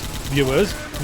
Are you listening, viewers? You need to be listening to understand my impression of a This Is The Police 2 cutscene. I think they're going for an ultra-naturalistic dialogue style, but if realism was the intent, it fell flat, because realistically, if I was stuck in a conversation like this, I'd stick my head in the nearest bread slicing machine. Imagine they remade Fargo, but every scene was extended by the 10 minutes before the relevant thing happens and the 10 minutes after it as well. It's particularly cruel because the first thing you do is a tutorial for the turn-based XCOM-style combat, and then approximately 94 billion years elapse before you get to do it for real. And not just because the cutscenes are all like an argument broke out at the old folks' home between the hero hearing loss wing and the Alzheimer's ward. Turns out the bulk of the gameplay is dispatching officers to petty crimes and making snap FTL-style text-based decisions, which isn't unenjoyable, but it is a bit of a lurch when the combat does come back and we go to a pitched battle with armed bank robbers immediately after solving the case of the schoolboys supergluing their bum cheeks to a bus shelter. But that's everyday police work for you, I guess, and after the first combat mission I was feeling positive. I stealthily brought all the baddies in alive with my XCOM chops. But when I was picking my dudes for the second combat mission, the game went, oh, by the way, some of these officers hate you, and also being alive, so they're not going to do anything you tell them to do. Oh, could you point out in some obvious way which officers have this characteristic? No, now assemble your team. Sure enough, I inadvertently picked one of these loose cannon dudes who immediately ran off, shot the first bad guy they saw, and caused the nearby building to disgorge about 20 gang members like a drug-fueled clown car, and all my dudes got dead. And that's when I decided I'd had enough of tit for two. It's one thing to bore my tits off, it's quite another to then kick my tits around the garden with a gameplay system I'd usually kinda enjoy. Feels like a betrayal, like getting cut off in traffic by a character from Sesame Street. I had very specific desires in mind this week as I perused the new indie games like a Catholic priest moonlighting as a crosswalk attendant. I decided I was undergoing trial separation with anything that could be remotely described as open world or procedural. It's not that open world games and I don't both love you anymore, viewers. They can still take you out for the weekend to hunt through the bins for crafting materials, but I have needs that I have to fulfill elsewhere. I'm going to play a nice linear crafted story that makes me feel clever, not like an unusually well-scrubbed homeless person who can leak rubber cement from their armpits, nor indeed like someone strapped to a conveyor belt drawing inexorably into the world's most boring doomsday machine, so that's most walking simulators out. No, I'm going to play a 2D point-and-click adventure game. Take yourself back to a simpler time when if there was an object you needed in a high place, you couldn't just exploit the physics engine, you'd have to combine a toasting fork with an extension cord and a stickle brick and click on something 2 pixels wide because trying anything else will make the game obstinately fold its arms and call you a stupid prick. Unavowed is an urban fantasy game that the Steam user tags seem to think is an RPG, possibly because someone was having a stroke. It's only an RPG in the sense that the game itself is playing the role of a 2D point-and-click adventure game. It was developed in something called Adventure Game Studio. There's a little giveaway for the sharp-eyed expert. You play an average dork, or dorkette. You choose your gender at the start, which just goes to show how far behind Assassin's Creed really is. What? Oh, yes, I suppose getting to pick your gender is technically role-playing, but then again, avocado is technically a fruit, but you wouldn't put it in a fucking crumble. Anyway, you are some flavour of bland pleb with one of 3 bland backstories who gets possessed by a demon and goes on the rampage before they get exorcised by the Unavowed, a secret society of paranormal detectives pledged to fight evil. Gotta say, guys, that sounds pretty fucking avowed to me. Probably more avowed than most people. Also, it's rather a grand name for 3 dudes who share a flat, consisting of a genie, a half-genie lady with a big bum, and a bloke who does fire magic in a trench coat and a big hat, and an enormous sandwich board with the phrase, "We've read a few Dresden Files books" daubed across it. Anyway, now that the demon has put your bland pleb face atop the most wanted list, you have no choice but to join the Unavowed. You've got no supernatural abilities, or indeed any perceivable qualifications besides a very bland face, but I guess the washing up isn't going to do itself. It transpires that none of your new colleagues can so much as run a D&D campaign, so it falls to you to take the lead, recruit some new talent, and undo all the piss artistry your demonically possessed self imposed upon the city of New York. Now, if you have read a Dresden Files book, then you have my sympathies. Don't give up, there is always help out there. But if you have, then the world of Unavowed will seem very familiar. It's your fairly bog-standard urban fantasy. Magical races have lived in hiding among us for centuries and must be pretty fucking shit at it because literally every bookshop in the world has an entire section devoted to stories about them, bollocks. So it's a modern-day city full of demons and wizards and fairies and clumsy analogies to contemporary race relations. And as such, Unavowed is a touch derivative theme-wise, but I think that's forgivable as long as it's serving up an engaging enough little yarn. Having said that, I'm not sure if that's thanks to or in spite of the usual adventure game trappings. Some of you may know that I have some history with the adventure game studio community from way back. Basically, I hung around until they stopped feeding me like a feral cat, but also because I felt adventure games were too limited, and so was Adventure Game Studio more to the point. You can have the loveliest art in the world, and Unavowed does have some lovely backgrounds, but there's always something dodgy about how the animations integrate. It doesn't help that every character in Unavowed spends 90% of their time standing like they're waiting for a bus on the street, waiting for a bus in the ethereal realm, waiting for a bus in the back of a speeding boat during a tense pursuit with a sea monster. Every character also has one action pose that they occasionally slide in and out of as naturally as an articulated sex toy, switching modes from sensitive to violent buggery. The broader problem with adventure games is that the challenge is having to navigate your way along one specific thread of logic. If it's too obscure, like you can only prod the angry octopus with the garden hoe and not the souvenir miniature of Nelson's column, then it gets annoying. But if it's too obvious, like the only things you can interact with are a fat dog and a hole shaped like a fat dog, then it gets boring. You've got to walk a fine line between solutions making sense but being obscure enough that you feel clever for figuring them out. Unavowed is more on the fat dog side of things. You only ever have access to small numbers of rooms, and half the time you can progress just by exhausting dialogue with everyone. I did feel clever figuring some things out. There's a bit with a duel where you have to find the loophole in the rules that springs to mind, but for the most part I rampaged through the chapters barely slowing down. Part of that might be because you can choose which 2 helpers to bring along each chapter, and so the puzzles have to be laid out in such a way that any combination of characters can solve them, which reflects thoughtful design and is all very impressive, but it's impressive in the way that plate spinning is impressive. Yes, very skillful, but I'm going to want that plate back soon so I can finish eating my dinner off it. See, when you're asked to pick characters, you don't have any idea what the chapter's going to be about or whose skills or experiences are most appropriate, so you're choice is always going to be completely arbitrary.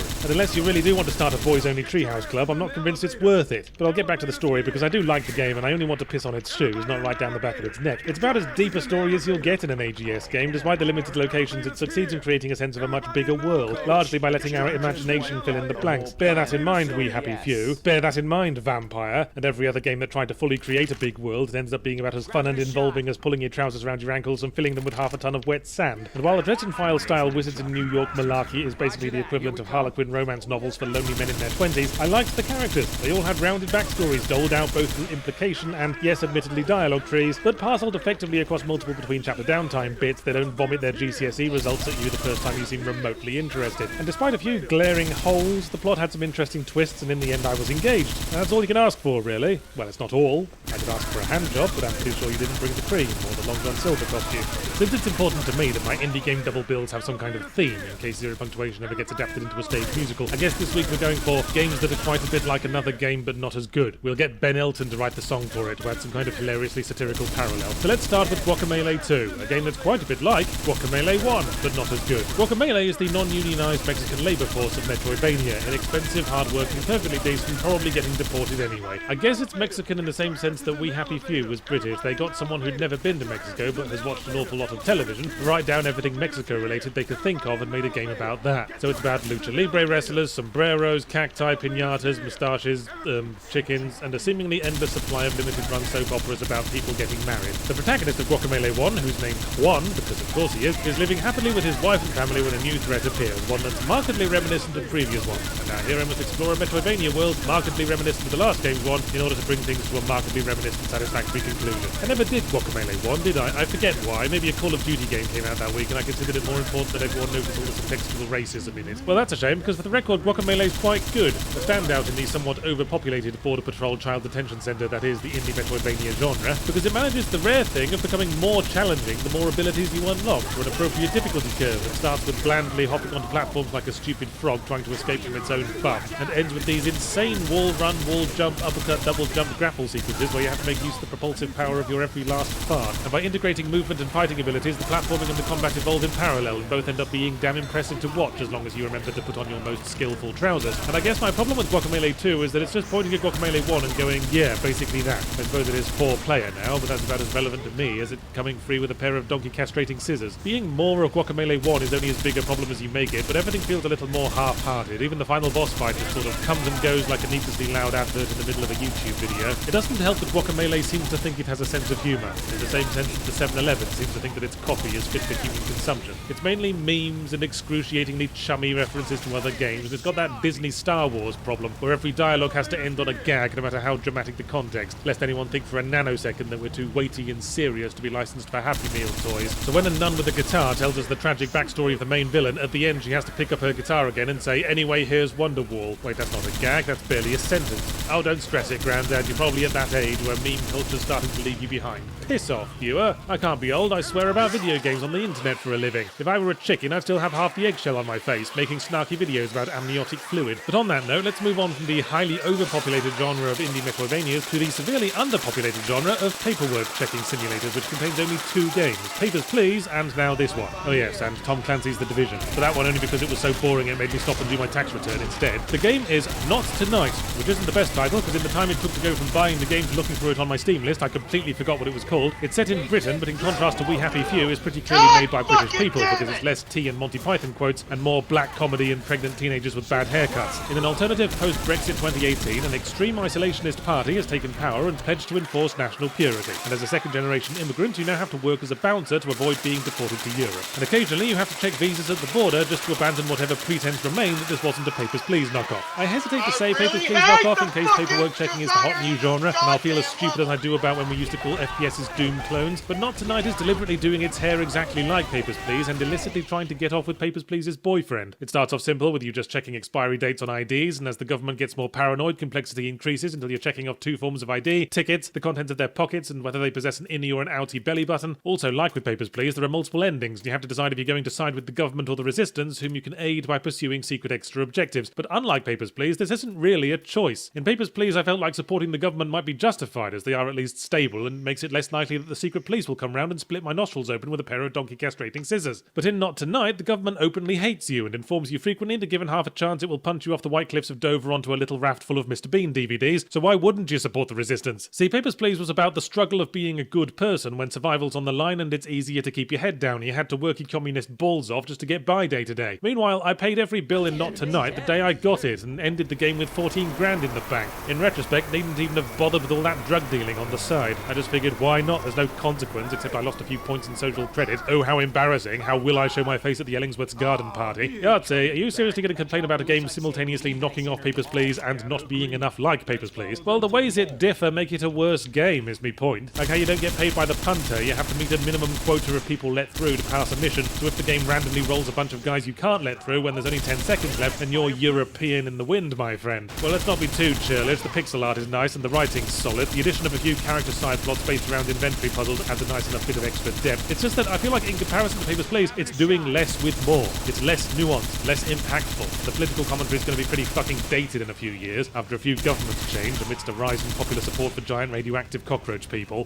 Shenmue is a classic game from the Sega Dreamcast that very recently got officially ported to Steam as part of the console world's ever-burgeoning acknowledgement of its own irrelevance. The main things I knew about Shenmue is that it's a primogeniture of the particular kind of Japanese open-world game now exemplified by the Yakuza series, and when Shenmue 3 got announced, all the Sega fans collectively wet their Dr. Robotnik-themed pajama bottoms. So having now played Shenmue 1, I have to come to the conclusion that they were probably doing it ironically, and I hope their mothers appreciated the joke when Laundry Day rolled around. Shenmue is kind of a bad game. Not that it's boring or miserable to play, it's got a tang of obliviously enthusiastic badness that makes it slightly hilarious, on top of being boring and miserable to play. Hey, people have been waiting for Shenmue 3. Here's a thought. Maybe you could have scratched that itch by watching literally any martial arts film. I'm thinking the plucky young hero who got beaten up by the sneering villain who killed his dad stroke kung fu master at the start probably beats up the sneering villain at the end. And this way you can enjoy the fight scenes without having to smash your controller with a steak tenderizer. What's that, Yards? Shenmue on the Dreamcast doesn't hold up in this day and age. Thanks for the revelation. Don't forget to inform us that Elizabethan roughs make it difficult to look at your smartphone. Hey, granted there's a lot of clumsiness in Shenmue that can be put down to it still being the awkward developmental years of 3D gaming. The movement controls that feel like we're redirecting a Roomba by strategically kicking it. The way we can zoom into and pick up random objects for no reason except to turn them around in our hands in a way that implies we're supposed to be dispensing a constant stream of thick, ropey cum strands at the mind-blowingly cutting-edge graphics. One could conceivably forgive the QuickTime events because this is the game that arguably invented them, and it took us a while to realise that Q2E's art a narrative game design what firing ping-pong balls out of a vagina is to midwifery. But there is plenty of badness about Shenmue that doesn't take the retrospective view of a mighty space genius from the future to spot. Even the primitive early man at the turn of the millennium could tell that all the conversations sound like every line was recorded on different days, in different rooms with no context and during a gas leak. The plot is, we play Ryo Hazuki, a fairly stock Japanese character, the high school student who is also a karate master and has the emotional range of a plate of egg and chips. Even less actually, since at least you can use the chips to simulate raised eyebrows, using their quiet stoicism to mask their utter cluelessness. A sneering villain comes to his house, beats him up, kills his dad, steals a green drinks coaster, and so Ryo declares vengeance with the raw emotional power that most of us would use to complain about a vending machine failing to work, and sets out to uncover the truth behind the villain and their sinister organisation by walking out of the house and asking his next-door neighbours. In fact, that seems to be Ryo's solution to most of the difficulties in his life, as his entire universe consists of 5 or 6 streets in a Japanese city, populated exclusively by people he knows and incredibly rude bastards who will tell him they're just too busy to talk and are in a hurry to get somewhere while sitting on a bench reading a fucking newspaper. But by the time-honoured method of asking the neighbours, Ryo delves into the seedy underbelly of the 5 or 6 streets, meaning some people who wear dark glasses and muscle shirts and are somehow even ruder than the newspaper assholes. It's here in this early phase of the game that we come to fully appreciate Ryo's cluelessness when he falls on roughly 12 occasions for the old "sure, I'll tell you what you want to know, just meet me in this dark alley tomorrow with 3 of my burly mates"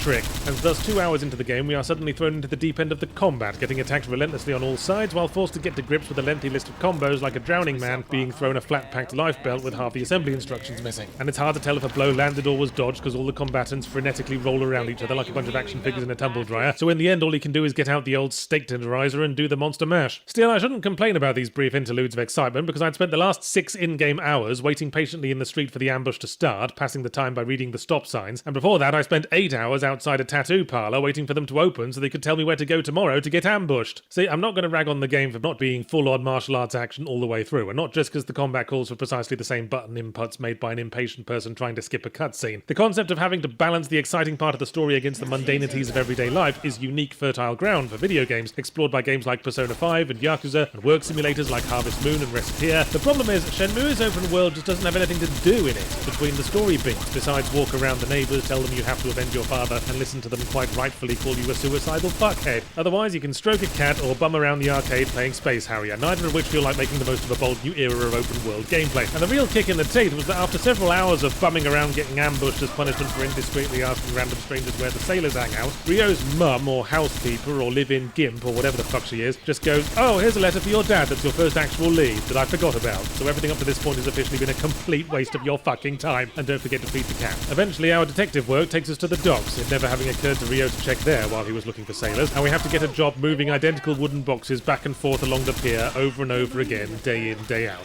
Finally, the action's picking up. No, really, this is the point when Shenmue turns into a video game, lo and behold. Phew, only took about 6 hours. You have to use actual driving finesse and map reading skills to move a minimum quota of boxes in a time limit. And finally, the game can justify the fact that character movement handles like operating a piece of industrial lifting equipment. I was getting into beating my box relocation record and resented the game for constantly interrupting it, so that the bad guys could have another crack at throwing some meatheads at the karate master in the hope that practice will help them get better at being concussed. And inescapably, the story rolls on to the insipid to be continued. To me, the experience of playing Shenmue 1 was rather like what I imagine having sex with Ryo Hazuki is like. It just lay there staring resentfully at me as I poked all its bits trying to provoke a reaction. Yes, I'm sure it was influential and very nostalgic for you, but of all the many wonderful properties in gaming, this is the one you're holding out for a sequel to. That's like having two perfectly good eyeballs and using them to watch Destructoid videos. Well, I wanted a AAA game to come out, and it doesn't get much more AAA than this. Spider-Man means Sony, it means Marvel, it means Disney, it means they couldn't animate Spider-Man scratching his ass until 6 teams of lawyers had discussed it for a week. You can practically smell the money coming off this one. So of course they're going to milk it till its kidneys plop out. I go to buy it, it goes, "Do you want the standard edition for the usual only faintly extortionate $60 or the deluxe edition for the obviously bullshit 80? You get a whole 3 more missions." Oh, okay, so by deluxe edition, what you meant was intact edition, unbutchered edition that wasn't picked apart on the surgeon's table by Dr. Nickel and Dr. Dime. You don't get this in films. They don't bring the lights up halfway through and say, "Could the silver ticket holders kindly fuck off for 20 minutes so the gold ticket holders can watch a few subplots?" Anyway, I went for the standard edition because I wasn't going to let more of this dominate my weekend than necessary. Marvel's Spider-Man is of course a new sandbox game about Spider-Man, a genre that has seen one exemplar, Spider-Man 2 on the GameCube, and a whole load of Spider-Man-ure since then. So let's get straight to the big question: is Disney's Marvel Spider-Man a better Spider-Man game than Spider-Man 2?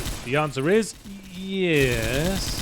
And that, incidentally, was my entry for the 2018 Most Subtext in a Single Syllable competition. It is, in the sense that Sony's Disney's Marvel Spider-Man does contain a better Spider-Man game. If you broke it down to component bits and selectively reconstructed it, you'd have a perfect Spider-Man game. The problem is, the game also contains every other game that has ever existed in the history of the world, most predominantly Batman Arkham City, and the advice I've given to pretty much every Spider-Man game in the last decade has been stop trying to be Batman. Embrace the things that make you special Spider-Man. You can't skulk in the shadows, you're dressed like the top of a police car, for fuck's sake. So while the web swinging in Sony's Disney's Marvel Stan Lee's Spider-Man is great, it looks good and requires finesse, and there are races and stunt challenges and boss fights to make the most of it, we also have to do the usual fucking stealthy base assaults. And once again, someone rips off the Arkham-style Predator mission without understanding the ingredient that made them work: escalation. The enemies got twitchier and more scared as you picked them off. The situation evolved. If it doesn't, it gets boring. Isolate, pick off. Isolate, pick off. Whoops, no more isolated ones. Distract, isolate, pick off. But what's really galling is that even if I successfully pick them all off with no alerts, half the time the game just spawns more dudes, pre-alerted for your convenience, and you're forced to fight them. I spent 10 minutes going out of my way to careful,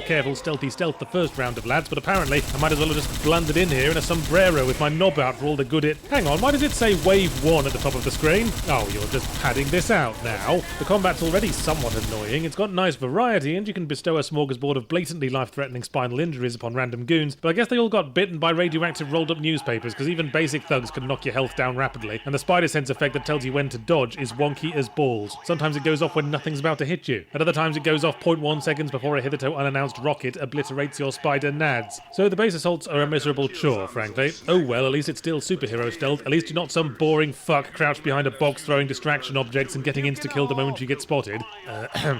I don't like the sound of that cough you just made, Marvel Sony Steve Ditko Spider-Man. Well, the thing is, we thought we could have a few missions throughout the campaign where you play as Spider-Man's normal human mates, crouching behind boxes, throwing distraction objects, and the other thing. You know, for variety. So let me see if I've got this straight, Insomniac Games' Disney Spider-Man. You're going to interrupt your high-octane, big-balls, web-swinging, free-roam superhero power fantasy for the sake of some mandatory forced stealth sections, playing as a mundane fuck going on a chest-high wall inspection tour. And you're doing this so that we don't get bored. Yes, downtime is important for pacing, but the downtime in a Spider-Man game is when you blow off the missions for a bit to idly challenge yourself to web swing all the way across the map without losing speed or mentioning that you're from New York. Speaking of the campaign, the story takes another cue from Batman Arkham Asylum, which went, you fucking know who Batman is. Shut up, don't lie. You know who the Joker is, you know who the Riddler is. Let's just get on with the fun and not piss about with origin stories. Marvel's Clive Barker's Spider-Man mostly does that. It's 8 years into Spider-Man's career, there's a rather loose plot existing, mainly as an excuse for a villain showcase. No offense, Spider-Man, but your villains kinda suck, although it would be weird if you did take offense to that. There's only two kinds, the silly villains, bank robbers with really obvious themes and generic villain personalities, so if you swapped their powers around you couldn't tell the fuckers apart, and the serious villains, who are all former Peter Parker father figures with Jekyll and Hyde issues. Peter Parker really needs to learn to stop latching onto older men, it never ends well. The exception to the no origin stories rule is Dr. Octopus. He gets origin story for days. There's like 90 million plot missions where you just hang around the lab, so Dr. Octavius can drop another hint and make another weird face to camera, until you're going, for fuck's sake, we know he's going to be Dr. Octopus! Stop arsing about and bolt some Japanese rape tentacles to this motherfucker! Marvel's, Disney's, Sony's, Insomniac Games' Stan Lee's, Steve Ditko's giant-sized man thing achieves that wonderful quality of Spider-Man 2, in which it was just fun and not a little zen to while away the afternoon randomly swinging through the streets, stumbling on collectibles and little crimes to foil, which may ultimately be enough, but I feel like saying it's a really good game is like saying the Bible supports the opposition of homosexuals. It's true,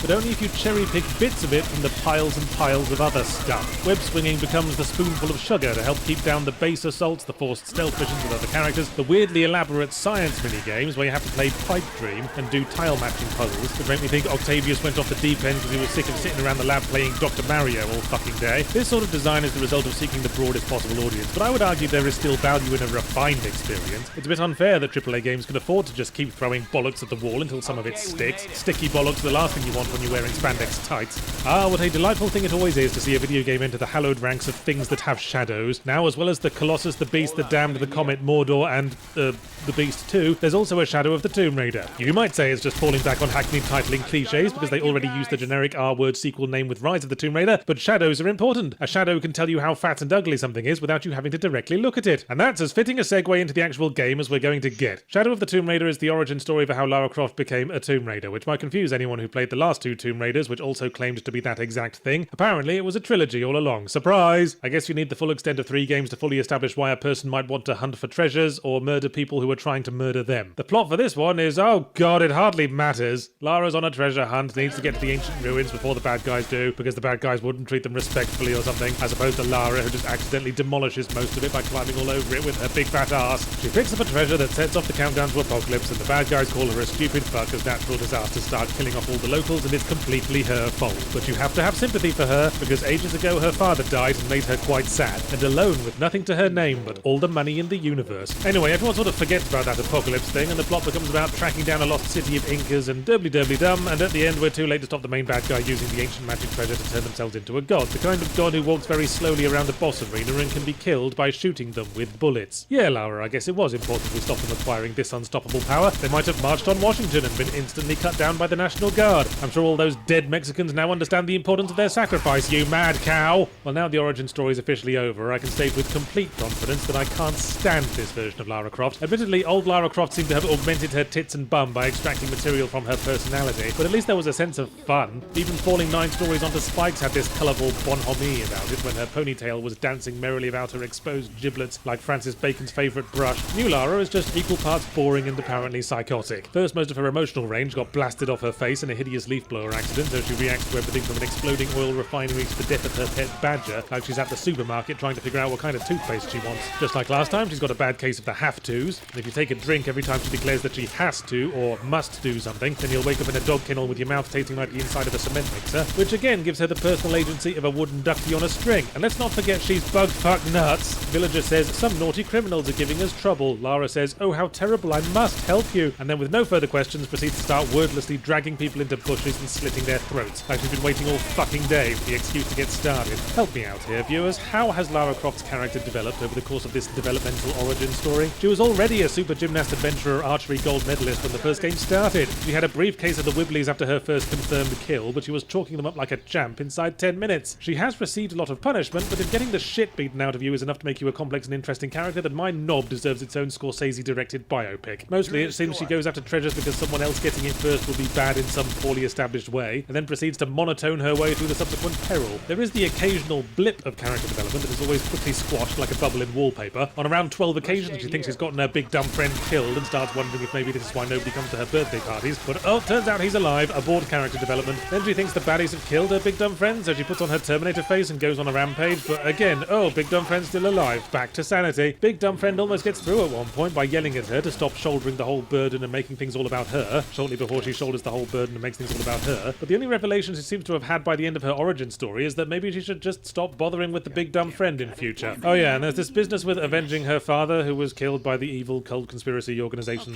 thing we're up against. But she isn't even sure they did kill him till right at the end, and most of the leaders of the evil cult all die off screen, which was probably the highlight of the game comedy-wise. There's this action-packed penultimate battle sequence before the final boss where an easily missed voiceover goes, "Hey, I've got all the cult leaders in this helicopter. Whoops, it crashed and everyone died, Butterfingers." Then the secondary villain dies, then the main villain dies. This is all in like 10 minutes. Not so much tying up the plot threads as taking a fucking hedge trimmer to them. I don't know if this is coming across, but I really didn't like Shadow of the Tomb Raider very much. I consider it fitting that it used an eclipse as its symbol, because creatively speaking, it's a fucking black hole. The only new idea it had for the gameplay was that now you can hide on plant-covered walls as part of the stealth. I assume this was the result of nepotism. Mr. Chest-High Wall pressured Square Enix to give his layabout cousin a job so he'd get off the weed.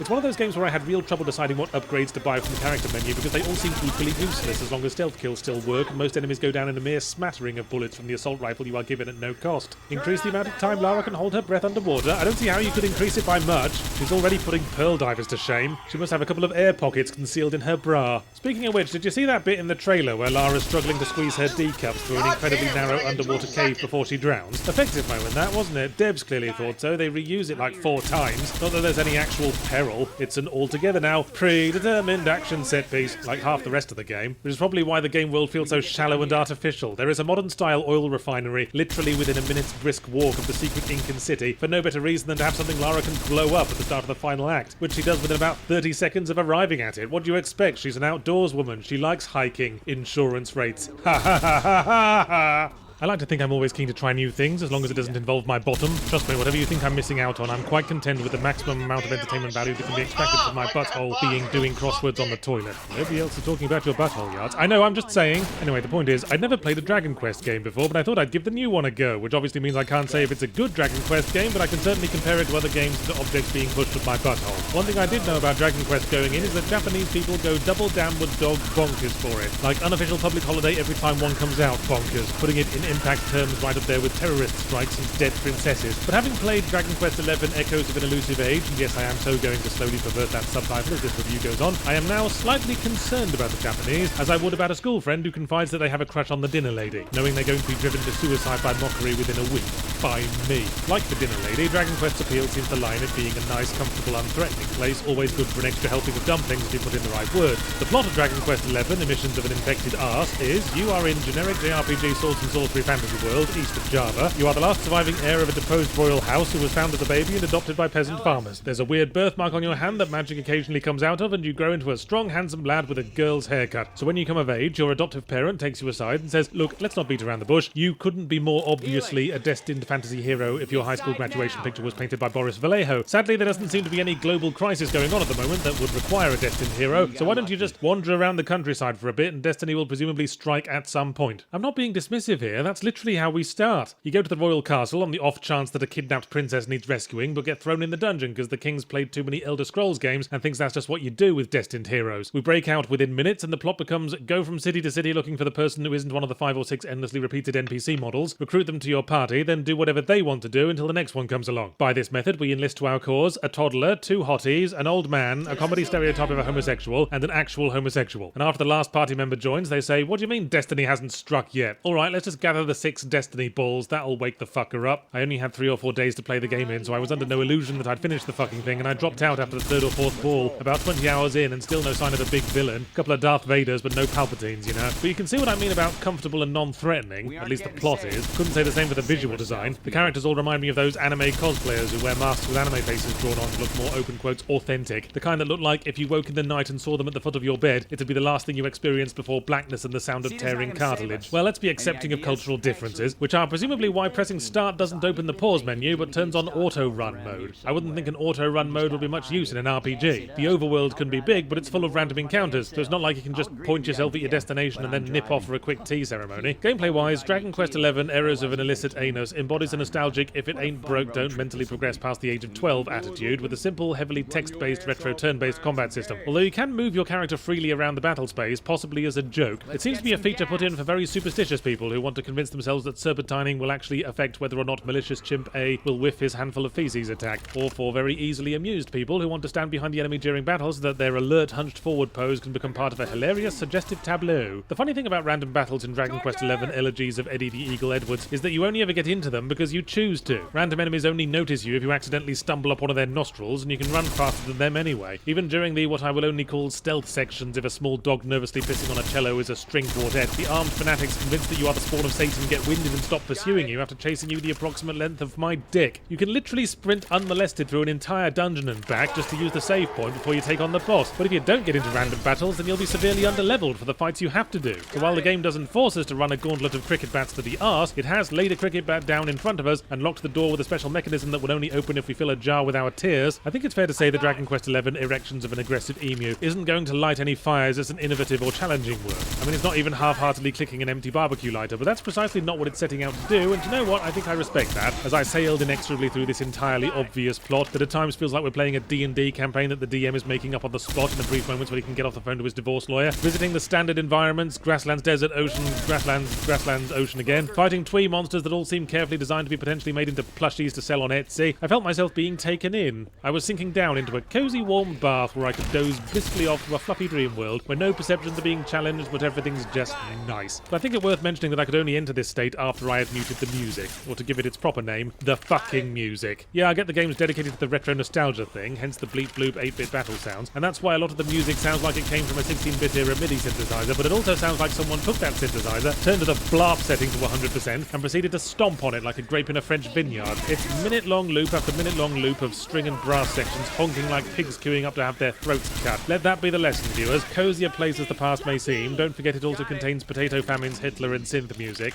I think we've reached the point that sticking the word Origins on the end of your prequel name has become the equivalent of taking your husband's name after marriage. Not technically required, just a societally expected formality. Well, flip my bollocks up like a Venetian blind and tickle the hairy crevices below if it isn't a prequel to the classic Star Control series of PC Space Explorer maps. Except it isn't really, because according to Wikipedia, the original creators aren't behind it and sued for copyright infringement, so the developers of Origins couldn't use any of the plot characters or alien races from the old games, which rather makes me wonder why they were still allowed to call it Star Control. Seems like that's a fucking big oversight if you're copywriting things, but then I don't know much about the law. If I did, I'd have taken those Google Android motherfuckers to the cleaners years ago. Still, Star Control Origins plays well enough like it's not predecessors. It's a fairly unique take on space games, which usually fall into one of two categories: the full-on 3D explore dogfight 'em up like your Elite Dangerous, or your 2D strategic tedious 'em up like your EVE Online, all making sure everyone's thermos flasks contain enough space tea before you mobilize the fleet to sector bum sex gamma. All about as fun as slowly inserting your head into a tank of cold centipede jizz. You might think at first glance Star Control leans towards the latter, but don't be fooled by the menu-driven interface or the dry mechanical titles. Star Control, control your stars, madam, they're disturbing the other diners in this family restaurant. No, Star Control is actually quite a light and fluffy affair as space games go, with its main selling points being funny dialogue and pissing about. Everything else, and there's quite a bit of everything else, in some way serves to get you to more places where you can see funny dialogue, or make it easier for you to piss about unmolested. So with the core gameplay loop established, the premise is, just as the people of Earth are about to embark upon an exciting new age of space exploration with several "we come in peace" greeting cards under one arm and a load of nukes under the other, we suddenly find ourselves on the radar of an ancient and sinister alien empire who have enslaved most of the cosmos, and it's up to us to discover and unite the various slave races to restore peace, freedom, and equality to the galaxy. Just this galaxy, though. Fuck those snooty Andromeda wankers. So gameplay takes place on multiple levels. First of all, travelling between planets and star systems. It's all in 2D, so it's just rotate until facing thing you want to go to, then press forward. If thing you want to go to isn't there, you either didn't press forward enough or pressed it too much. Blimey, interstellar travel's more complicated than I thought. The next level of gameplay is exploring planets in your landing craft for minerals and shiny chocolate wrappers, and either your landing craft is about the size of continental Europe, or every planet is titchy enough that even Pluto could steal its lunch money. But, you know, corners have to be cut when you're trying to render an entire galaxy. That's why there's only like 8 types of planet and 4 types of wildlife, and why your lander is made of crisp packets and toilet rolls and occasionally explodes because you parked it slightly askew. But, you know, repetitive as the planet's got, it was always pleasing to explore a new system and find a planet rich in natural resources, and as I touched down to rape it for its every last drop of potential, I ruminated on how lucky the galaxy must feel to have someone like me raping it, and not an ancient evil space empire for once. The third main gameplay mechanic is the combat, when the stars and open planets of the nearby environment are converted into little pinball bumpers around which you and your murder partner fight on 2 levels, secondarily with each other, primarily with the sodding controls. It ends up being something like a jousting simulator. You speed towards each other, let fly a bunch of missiles and lasers when you get close, speed off into the distance and start wrestling your ship back around for another run, assuming you didn't slam headlong into a space brick wall. It's kind of like having a breakup conversation with your significant other while the two of you are on opposite ends of 2 funfair pirate ship rides, and you need to blurt out apologies in the brief moment you're in earshot. Once you've befriended a few races and getting a good planet-raping groove going, there can be long gaps between needing to do combat, so you might get caught off guard at inconvenient times when there's nothing in your fleet but 2 wheelbarrows and a banana boat. For the same reason, you don't get much chance to practice combat, so you end up not wanting to use any new ships you picked up because odds are good it'll get blown up in 2 seconds because you didn't realise it's got the turning speed of an old lady in a crowded charity shop and the main gun only works on alternate weekends. Might be just as well as an option to have the computer do combat for you, but I'm not sure I'd recommend that since it removes most of what constitutes the game part of this video game. The only other time challenging gameplay appears is when the planet you're raping occasionally rapes you back. Yes, I do have to use that word, mother. The interface is very janky, especially when using a controller. There's frequent confusion over what's currently highlighted and what will be highlighted instead if we start moving around. Sometimes it does that thing where you press a button on one menu and it automatically presses a button on the next menu, leading to scenarios where we accidentally start combat in the banana boat when we wanted the wheelbarrow. And then we come to the interstellar map and star search engine when the game officially fucking gives up and goes, oh, just get your keyboard out for fuck's sake. Throw that stupid thing away. It's like someone melted a TV remote in a kidney bowl. Hesitant as I am to complain in this age of patching it in post, which means it might be fixed after this comes out or the entire game replaced with 18 hours of the hamster dance. But all nitpicking aside, the main reason to buy Star Control Revelations is for the writing, which is just as well, as every other mechanic lacks a certain depth. Most of the rest of it's exploration based and you'll be all explored out toward the end. Even planet raping won't excite you like it used to, when there's nothing more worth buying and sometimes you'd rather just cuddle. The combat's officially over once you buy the one laser that auto-hits any ship or missile that gets close enough to ask you directions. The dialogue's all that's left, but it might be enough. It does the rare thing of being funny without seeming like it's trying too hard. True, it's annoying how some enemies inflict the same prolonged dialogue tree on you every time you run into their ships when no combination of platitudes won't result in a fight. True, every species apparently only has one appearance and personality to share between them, but hey, Star Trek gets away with it. And every species stroke character has depth and a unique perspective. Even the evil space empire becomes more complex the more you learn. You start to think they're all mouth and no dilithium crystals because they're too old and mired in bureaucracy to maintain a decent oppression stiffy. So after all that, I liked Star Control Revengeance. It's a light, snacky bit of fun and adventure in a somewhat awkward package, like an attractive, sexually curious Dalek.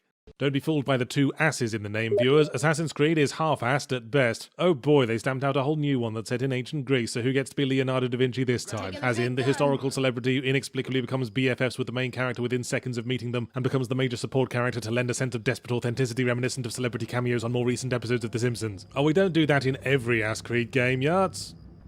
It's Herodotus. Thank you. And in keeping with every Ass Creed game using the previous Ass Creed game as a prototype, like a slinky descending a filthy staircase acquiring more and more dust and mouse turds as it goes, Odyssey is basically Origins with a couple more bits added, which means the fucking leveling system is back again, and the sense of an open world is lost as quests and areas have recommended levels, ensuring that only one portion of the game is worth being in at any one time. It also continues the de-emphasization of stealth. Call me a boring old stick in the mud for expecting a game with the word assassin in the title to be about sneaking and precision, rather than hammering away at an overlong health bar like I'm driving a stake into a concrete floor. A stealth attack isn't a guaranteed kill on a higher level enemy, and it feels like enemies take forever to come out of alert mode if you run and hide, so any attempt at subtlety or cleverness on your part will very frequently give way to prolonged punch-ups with mobs of football hooligans. And I know precisely why this had to be the case, because if you weren't constantly forced into open combat, then you'd have no reason to keep upgrading and replacing your weapons and armor, and Ubisoft wouldn't be able to entice you with high-level gear with bigger numbers winking brazenly at you from behind paywalls, grindathons, and the sequin-covered chastity belts of special editions. But hey, why bring the hate just because Assassin's Creed is different to how it used to be? Ubisoft wanted to be more of an open-world RPG than a sandbox. There's nothing wrong with that. After all, if you want a sandbox, just play literally anything else Ubisoft puts out. Now we're in RPG, we can enjoy the usual benefits of an RPG, that is, a stronger emphasis on story and character development. Can't we, Ubisoft? Look me in the eye, Ubisoft. I said, can't we? Not really. If anything, characters have only become less developed. In stark contrast to Ezio and whatever that dude from Ass Creed 3 eventually decided his name was, when we followed the main character basically from birth and learned exactly who they were, why they hate Templars, and how their grip strength became stronger than an obsessive Alan Titchmarsh fan holding on to the very last copy of BBC Gardener's World magazine. Now it's just, they're here, they've already got the skills, and they oppose the Templars because Templars are baddies and baddies are bad. Mustn't let any prolonged character building moments get in the way of the fucking grind. Even the apparently inescapable future bridging narrative I've officially given up attempting to follow, as it seems to be populated exclusively by characters who have had no introduction whatsoever, and yet we're just supposed to know what they're about. But let's talk innovations. You play as one of 2 siblings of opposing genders in ancient Sparta, which, as I've previously stated, isn't even innovative for Assassin's Assassin's Creed games, so what innovation does Assassin's Creed Odyssey bring to the series? Well, there's dialogue trees now. That's the new hotness, is it? Dialogue trees. That's like bursting into the avant-garde fashion show and loudly announcing that you've just discovered that oversized t-shirts are good for sleeping in. Oh yes, and I guess it finally sank in that Ubisoft sandboxes are all just go to icon on map, because now there's an optional explorative mode, where instead of going to icon on map, you wander vaguely around the relevant area until the screen lights up going, you are near the thing, call your eagle, look around until an icon appears, then go to icon on map. Not so much removing go to icon on map as adding an extra step to it, like trying to get more exercise by keeping the TV remote on the other end of the couch. Anyway, your character is a mercenary caught up in a war between Athens and Sparta. The big thing is made of how you can intervene in the war by weakening a territory's leadership until you can participate in a big ground battle to switch the area from blue to red or vice versa. Except at various times you fight for and against both sides, and gameplay-wise there's no difference except the colours of their t-shirts. They all get equal amounts of narcon when you're trying to complete objectives in their soldier camps, and their spears are equally pointy. So I'm a little unclear on why we should care about influencing the war. Why do you need a reason, Yards? Overthrowing a nation always looks good on the old resume. Oh yes, and the ship is back. In Origins, the ship combat was a carnival sideshow, but now it's your main mode of transportation between islands like it was in Black Flag. Thing is, in Black Flag, the ship was the centre of your pirate universe, and everything revolved around it. And now it's just sort of there. Someone conveniently hands you it the instant you need one, and between prolonged grinding on big islands and fast travelling, huge swathes of the game can go by without you needing the ship at all. It's another thing that's there, like the stuff with the war. Assassin's Creed Plodyssey is a game full of things that are there. Quote that for the fucking blurb. There, but not really connecting, like my LinkedIn account. Some of the things that are there, one suspects, because they are things that other popular games have done, usually with a hell of a lot more depth and mileage. You can recruit knocked-out enemy soldiers, MGS5 style, and add them to your ship crew, but your ship seems to be capable of getting along perfectly well without enslaved conscripts that hate you. There's a network of named mercenaries that bears a suspicious resemblance to the Nemesis system from the Middle-earth Shadow of such-and-such games, except with none of their personality, and their main role appears to be to materialise while you're in the middle of grindy combat sessions in order to extend the length of the grindy combat session.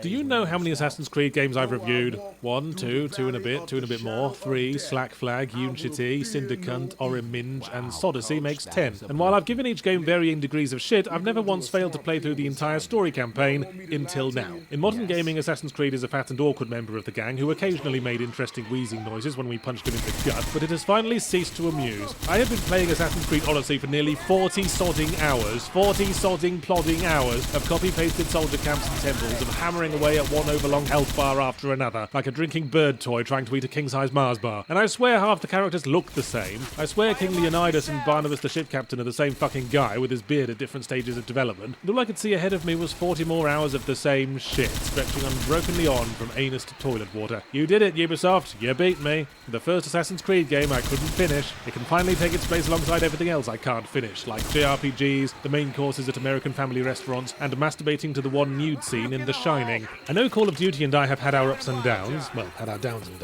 more downs, and just when we thought we couldn't go any further down, we broke new ground and discovered a sealed-off basement where a family of horny pigs were passing around the corpse of Modern Warfare 1. But when I saw that COD Ops 4 was coming out, I felt renewed vigour. After having to plough through so many RPGs and open worlds in very limited time, I was in the right mood for a nice, straightforward 4-hour story campaign. And hell, as a white person, it'll be nice to see the genetic superiority of my race being confirmed for a little while. That was when COD Ops 4 laid its knob across my porridge for the first time. No single-player campaign. Well, Activision, as Milorad Petrovic said in response to the invasion of Yugoslavia, the fuck? We thought you'd be pleased, Yards. Every story campaign of every COD game you've played in years you call racist and overblown and taken straight from what insecure NRA members see when they close their eyes and touch themselves. At least we didn't hire Kit Harington this time. Granted. But having removed the single player, are you going to charge less for the game? Oh, Yardsy, I can see why people say you're a funny guy. $130 the deluxe version costs. As the water treatment engineer said of his favourite outflow pipe, that's taking a lot of piss. I can see why it's not on Steam. Steam has user reviews. There'd be a big fat mostly negative next to the name before you can say Eric Prince. Still, saying the game has no single player content would doubtless annoy a few marketing types. Of course there's single player content, they would say. You can play the tutorial missions as many times as you like. There are 10 playable characters and a little tutorial for each, and they're worth going through just because the person narrating them is the most insecure man in the universe, and for Call of Duty that's saying something. Yeah, press that grenade key. Knock knock, motherfuckers, it's your birthday and the party clown's here. You're a stone cold brass balled killer and you're gonna have their ass for supper. I'd like to put your penis in my mouth. I mean take you to a steak restaurant and barbecue an entire cow. now, using nothing but the pressure cooker effect of my giant balls. He's great. It's like listening to Jeremy Clarkson's stream of consciousness while he's using the communal shower at the YMCA. And by doing these missions, you also unlock the story. For the story had to be somewhere. Without story, there's no context, and even a multiplayer game needs context. Shut up, yes it does. If you don't need context, there are literally hundreds of ways you could scratch your itch of wanting to shoot human-shaped things with a gun,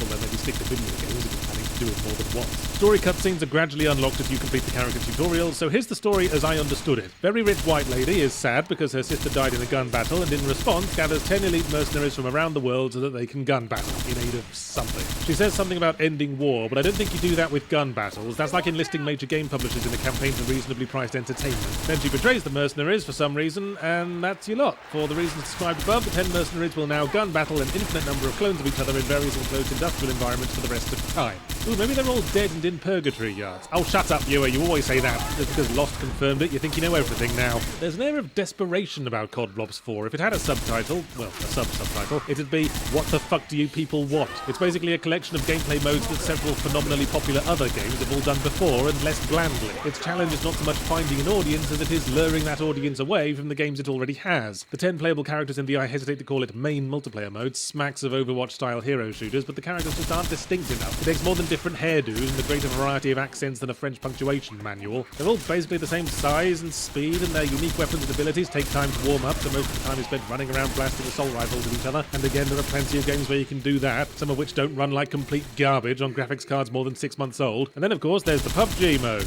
We'd prefer you call it blackout mode, yards. Well, that's very adorable of you, but it'll take more than terminology to disguise the fact that it's just PUBG. I suppose the lesson that Fortnite taught us was that PUBG's audience is completely up for grabs to anyone who can rip off PUBG without being quite so buggy and awful. But there's something particularly cynical about a big AAA franchise doing it, presumably hoping a cozy and familiar name on the top will draw them in like a supermarket's own brand packed with fish fingers. And the third gameplay mode is that co-op zombies thing that's been hanging around Call of Duty for years now, like a friend zone nice guy constantly thinking there must be one more bad-mouthed boyfriend away from getting some of that. Now, as you all know, not being into this whole human society thing, I'm not big on online multiplayer, and as such don't have much constructive criticism for how the game actually plays. When I joined public matches, I'd do a quick poll of the other players and ask them for one small change they'd suggest to balance the game, and Treyarch will be pleased to know that I now have about 85,000 suggestions for very simple changes, and they might also be interested to hear that they're all a bunch of cucks. However, there is one criticism I can make with complete confidence, and that's that the entire menu interface is complete dog shit. You wouldn't think this would be difficult, new game options quit, especially not when there's like 100 guys working on it, but that's it, isn't it? Boiling an egg is easy, but if you've got 100 guys in your kitchen trying to boil one egg, you won't achieve much beyond violating the fire code. You have to wade through screen after screen of shitty rectangles to do anything. I was trying to read all the dossiers for the 10 characters, because God knows I wasn't getting much context for playing with the fuckers, but I had to go 3 screens deep and back just to switch characters, and the text fucks up in every way it is possible to fuck up a simple text box. There's more than enough space to display all the text at once, but they put it in a tiny box anyway and auto-scroll it, and when it reaches the bottom, if you're not finished reading, fuck you, back to the top. It's like trying to read the side of a truck as it rolls down a hill into a burning slurry pit, and I'm harping on it because it reflects the complacency and utter contempt for the audience with which this game thinks it can do nothing but present a box of scraps it ripped off better games and charge $100. I suppose the question is, would you prefer to plan a day out to do one specific thing, like scuba diving or seal clubbing, or go to Disneyland and do 4 or 5 shallow imitations of interesting things, all with this constant nagging sense that someone's trying to steal all your money and children?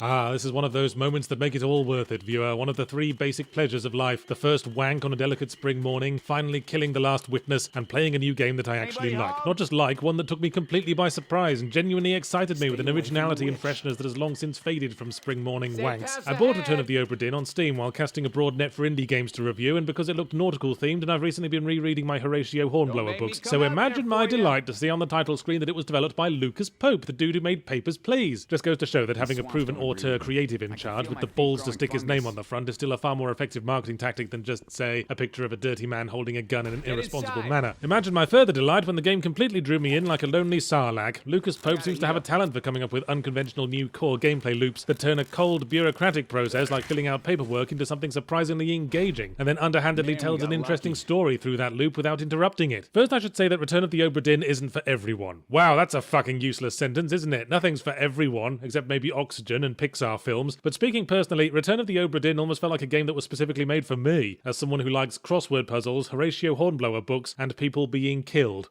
The premise is you are an insurance investigator. Whoa, slow the fuck down, Lucas Pope. This roller coaster's off to a hot start. And you come aboard a hitherto thought lost ship that drifted into English waters with its entire crew apparently suffering from a bad case of not there. After determining to your satisfaction that they aren't all waiting below decks preparing a surprise party, you acquire a sketch of each crew member and a list of names, and your task is simply to assign the correct name to each sketch as well as how they died. And the only tool you have to hand is a magic pocket watch that allows you to relive the last few seconds of a dead person's life and enter and walk around the precise moment in which they expired. Yeah, I guess that is a pretty big only. I mentioned in the Unavowed review that I appreciate a game that makes me feel clever because God knows precious little does since the stroke, and that's exactly what Obra Dinn does, for you see, most people when seconds from death aren't courteous enough to say things like, "Oh no, I, Third Officer Eric Braithwaite, am soon to die, but at least I'm in the company of my friends Bob and Hercules, cough, cough, splatter, splatter." Most of the crew will have to be identified through keen deduction from scraps of clues and processes of elimination, and that's where I felt clever. It was thanks to having read Horatio Hornblower books that I was able to recognise a midshipman when I saw one. A degree of general knowledge is required to identify people's nationalities, or what a top man does as opposed to a seaman. If it helps, top men are generally concerned with the rigging and what goes on above decks, whereas seamen is a white liquid that comes out of your penis when you think about Jenny Agutter too much. Often you just have to take an educated guess, like when you have to decide which of the two female passengers looks the most virginal. The game confirms your correctly deduced profiles in groups of 3, which strikes probably the ideal balance between allowing for some guesswork and not letting you cheese everything by plugging in one name after another like you're reading off the school register. Having said that, you're probably going to have to cheese it when it comes to the 4 identical Chinese top men. I have it on good authority that there is some method of telling them apart, but whatever it is, I doubt it's easier than randomly swapping their names around until you get a hit, like you're fussing over seating arrangements with a very indecisive bride. And through the process of filling out the death certificates, we gradually piece together the story of what happened to the ship. It's a fairly incomplete story since there wasn't someone dying at every single moment. I know, how inconsiderate of the doomed fuckers, so don't expect to be held by the hand through it, but what I could glean from suggestion and the occasional massive, angry, potentacled overstatement certainly made me intrigued enough to want to keep pushing through and learning more. Now, I have a soft spot for the solo author indie developer. It's exactly what I'd be doing if I didn't have all these reviews to make and novels to write and crime scenes to scrub. And obviously a solo developer has a lot of limitations. Don't expect a high-definition rendering of an 18th century sailing ship with environments mapping on every splinter-filled todger. But Lucas Pope embraces those limitations. How convenient that the format of exploring single frozen moments in time means that he didn't have to do any character animation. A full 3D game by one guy is obviously going to look like sautéed buttock, so why not push it to a point of maximum buttock and somehow come back around to looking good? And that's why all the graphics are rendered using only pixels of 2 colours, like an antique monitor. You might find it a bit harsh on the old eye if you're not a fan of dithering, but try to think of it as part of the challenge, trying to discern faces and firing lines through an indistinct haze of poorly pigmented pixel pillory. I find the combination of a historical setting and retro PC graphics conjures a nostalgic memory of playing shit like Oregon Trail on the school computer, where you were supposed to be learning something but were just naming party members after that one smelly girl in class and laughing when she caught dysentery. I do have complaints. I kinda completely despise the music. Yeah, I know, solo developed, don't expect the Tokyo Philharmonic, but that doesn't excuse the way it loudly and repetitively blops away while you're trying to think. And of course there's no separate volume controls. Relatedly, I also don't like how the game forces us to wander around each memory, getting unskippably blabbed at for a minute before the event gets officially unlocked and we can start taking notes. It's weird that the music's so annoying when the rest of the sound design is fucking top-notch. Voice acting, ambient sound, and especially the little radio plays that accompany the death flashbacks. I couldn't say for sure if it accurately reproduces the sound of a bloke getting torn in half by a giant calamari platter, but it certainly made me cross my legs uncomfortably. If I have sold you on Return of the Cobra Commander, then consider this advice before you play. Try to fucking savour it. Like, play it for just 1 hour a night or something, because after I finished it, I felt a sudden melancholic realisation that I could only experience it for the first time once. Tragically, the nature of the deductive gameplay means it has virtually no replay value, but fuck it, why give up so easily? You can achieve some wonderful things with head injuries, as my nursery school teacher used to say. So I think we should call these last 2 weeks something like games by auteur developers whose titles I had to double check to make sure I'd written them down properly. Fortnite, or perhaps we could just call it Not Finished Red Dead Redemption 2 Yet Week. But I was interested to play Deep Breath, The Missing J.J. Macfield and the Island of Memories, because it was a new game by Swery, he of Deadly Premonition and latterly of D4 Dark Dreams Don't Die. Yeah, you remember that episodic game with Kinect controls and the cat that was a sexy woman. Although I'm not sure we can technically call it episodic, because the prerequisite for an episodic game is that it has to have some fucking episodes come out. Guess it did turn out pretty over-optimistic to call it Season 1, eh, Swery? Still, lessons learned, so this time Swery's decided to make an indie 2D platformer. Blimey, not so much scaling back as completely descaling, gutting, and selling to a fishmonger. J.J. Macfield and the Island of Dr. Moreau is Swery's take on the genre of arty 2D scary world moving right until we tell you to stop indie platform games as epitomized by the likes of Limbo and Inside, except instead of a small child with a big head, you're a schoolgirl with a stupid hairdo, because it's a Japanese developer, I guess. Japan has this weird thing, named Swery, sorry, couldn't resist. Japan has this weird thing where every imaginable theme and genre of fiction has to be explored through the medium of schoolgirl. Horror, comedy, giant robots, porn, detective drama, bullet hell shooter, porn again, you name it, Japan's got a schoolgirl version. I can't think of any equivalent for this in any other country. It'd be like if every kind of game or TV show made in Canada had a version with Mounties in it. But I know what you're thinking, interested viewer. Japanese schoolgirls, arty keep moving right platformer, this all sounds rather by the numbers, and not at all like the imagination that brought us Sexy Lady Who Is a Cat. Well, don't worry, JJ Macfield in the Chamber of Secrets certainly has Swery's unique blend of warped Americana, inconsistent emotional tone, and sudden hideous violence. At the beginning of the game, the main character is struck by lightning and dies, and then under the supervision of a moose in a lab coat must slowly and painfully regenerate with a noise like my dad eating lobster before descending into a fit of sobbing as the title appears and an upbeat love ballad plays. Sorry I doubted you, Swery, you fucking lunatic. But let's contextualize this as best we fucking can. The protagonist got struck by lightning while searching for her missing girlfriend who she went camping with on the titular island, and after acquiring unexplained regeneration powers must continue making progress rightwards, largely by inflicting a series of horrifically traumatic injuries upon her nubile, characteristically undernourished Japanese schoolgirl body. Remember that game Never Dead? No, not surprised you don't. Came and went like a dose of the squirts, that one. It was that action shooter about the immortal bloke who could lose all his limbs and his torso and keep fighting. I remember saying at the time that the concept didn't work very well in an action game, because however unmoved a person might be by the loss of all their arms and legs, it's only making it exponentially harder to turn the situation around. But it might work with something puzzly or explorative, doing the Samus Aran morph ball trick but with severed heads. JJ Macfield and the Nibble Nobble Noo Noo is basically what I meant. You put yourself into states known only to the furtive night terrors of air crash investigators to access specific areas and solve puzzles. So as well as flinging body parts onto things for justifiable reasons, probably, there are puzzles where JJ needs to transfer fire to something, so of course she sets herself alight. She's in a forest full of dry twigs, but hey, if you've got regeneration powers, it's like when you buy a really expensive pizza cutter but you don't eat pizza that often so you start using it on sandwiches. Also, you can subject her to particularly hideous spine-mangling injuries to make the world turn upside down. Now, it's not that that doesn't make 100% perfect sense, nor the constant bone-splintering sound effects like she's trying to talk through a mouthful of dice. It's that these basic processes are always drawn out so long that the game moves at a very sluggish pace. You've got to mangle and unmangle yourself over and over again for the puzzles, and unmangling always takes about half an hour of extreme self-chiropractic. And when you are mangled, you can only move at a snail's pace, falling over every 2 steps and banging your head on the floor, which was only funny the first 19 or 20 times. But don't take my word for the game being too slow, because after you finish the game, you unlock double speed mode, which means that it was considered a reward. Ooh, you were this close to a revelation there, weren't you, Swery? My game's more fun when you play it at double speed. It'll have to be a super special bonus unlock then. The puzzles are straightforward enough. There was one in a bowling alley that I didn't like much because it used somewhat arbitrary logic that didn't even involve maiming myself. But let's stop picking at the sprouts and jam our fork right down the middle of this beef Wellington. JJ Macfield and the Hendersons is an arty game, and there's a tendency in video game discussion, I think, for the conversation to abruptly end at that point. Oh, this game's a bit surreal and inscrutable, that's because it's an arty game. Oh, well, that explains it. But isn't art supposed to be about conveying a specific idea or message? The message of JJ Macfield and the thing on the doorstep feels confused. Swery lays some cards on the table right at the start with a little opening text saying something like, "No one should feel bad for being who they are. I'm Swery and I'm one of the good ones." And that, plus the fact we're searching for our girlfriend, makes me think it's a metaphor for coming to terms with your sexuality. But in that case, what's all the tearing all your arms and legs off business about? Is that a metaphor for scissoring during that time of the That was the new worst thing I've ever written. Maybe it's not so much the injuries as the regeneration that's the point. Oh sure, love feels painful now while you're young, but soon you'll realise how superficial it all was after you grow up and become dead inside like the rest of us. But what does the stabby chase monster represent? Societal disapproval? Self-loathing? How much we hate waiting for a hairdresser appointment? Probably the second one, because in one of Swery's trademark massively inappropriate lurching shifts of tone, we also bring in teen suicide, and then at the very end something happens that makes me think, and here I'm going to spoil something, so if you don't want to hear it, mute the video or cover your ears. Quick, quick, here it comes! It might have been about transgenderism all along. I think the presentation confuses the message somewhat, turns into a sort of Rorschach test of an arty game. Swery approaches the themes the same way he approaches Americana, as an outsider with a possibly overly romantic view of the subject. Well, I don't know much about Swery personally. I'm assuming he's not a suicidal teenage lesbian. Maybe he identifies as one. Yard, don't be oppressive. How dare you oppress me? I identify as someone who isn't oppressive.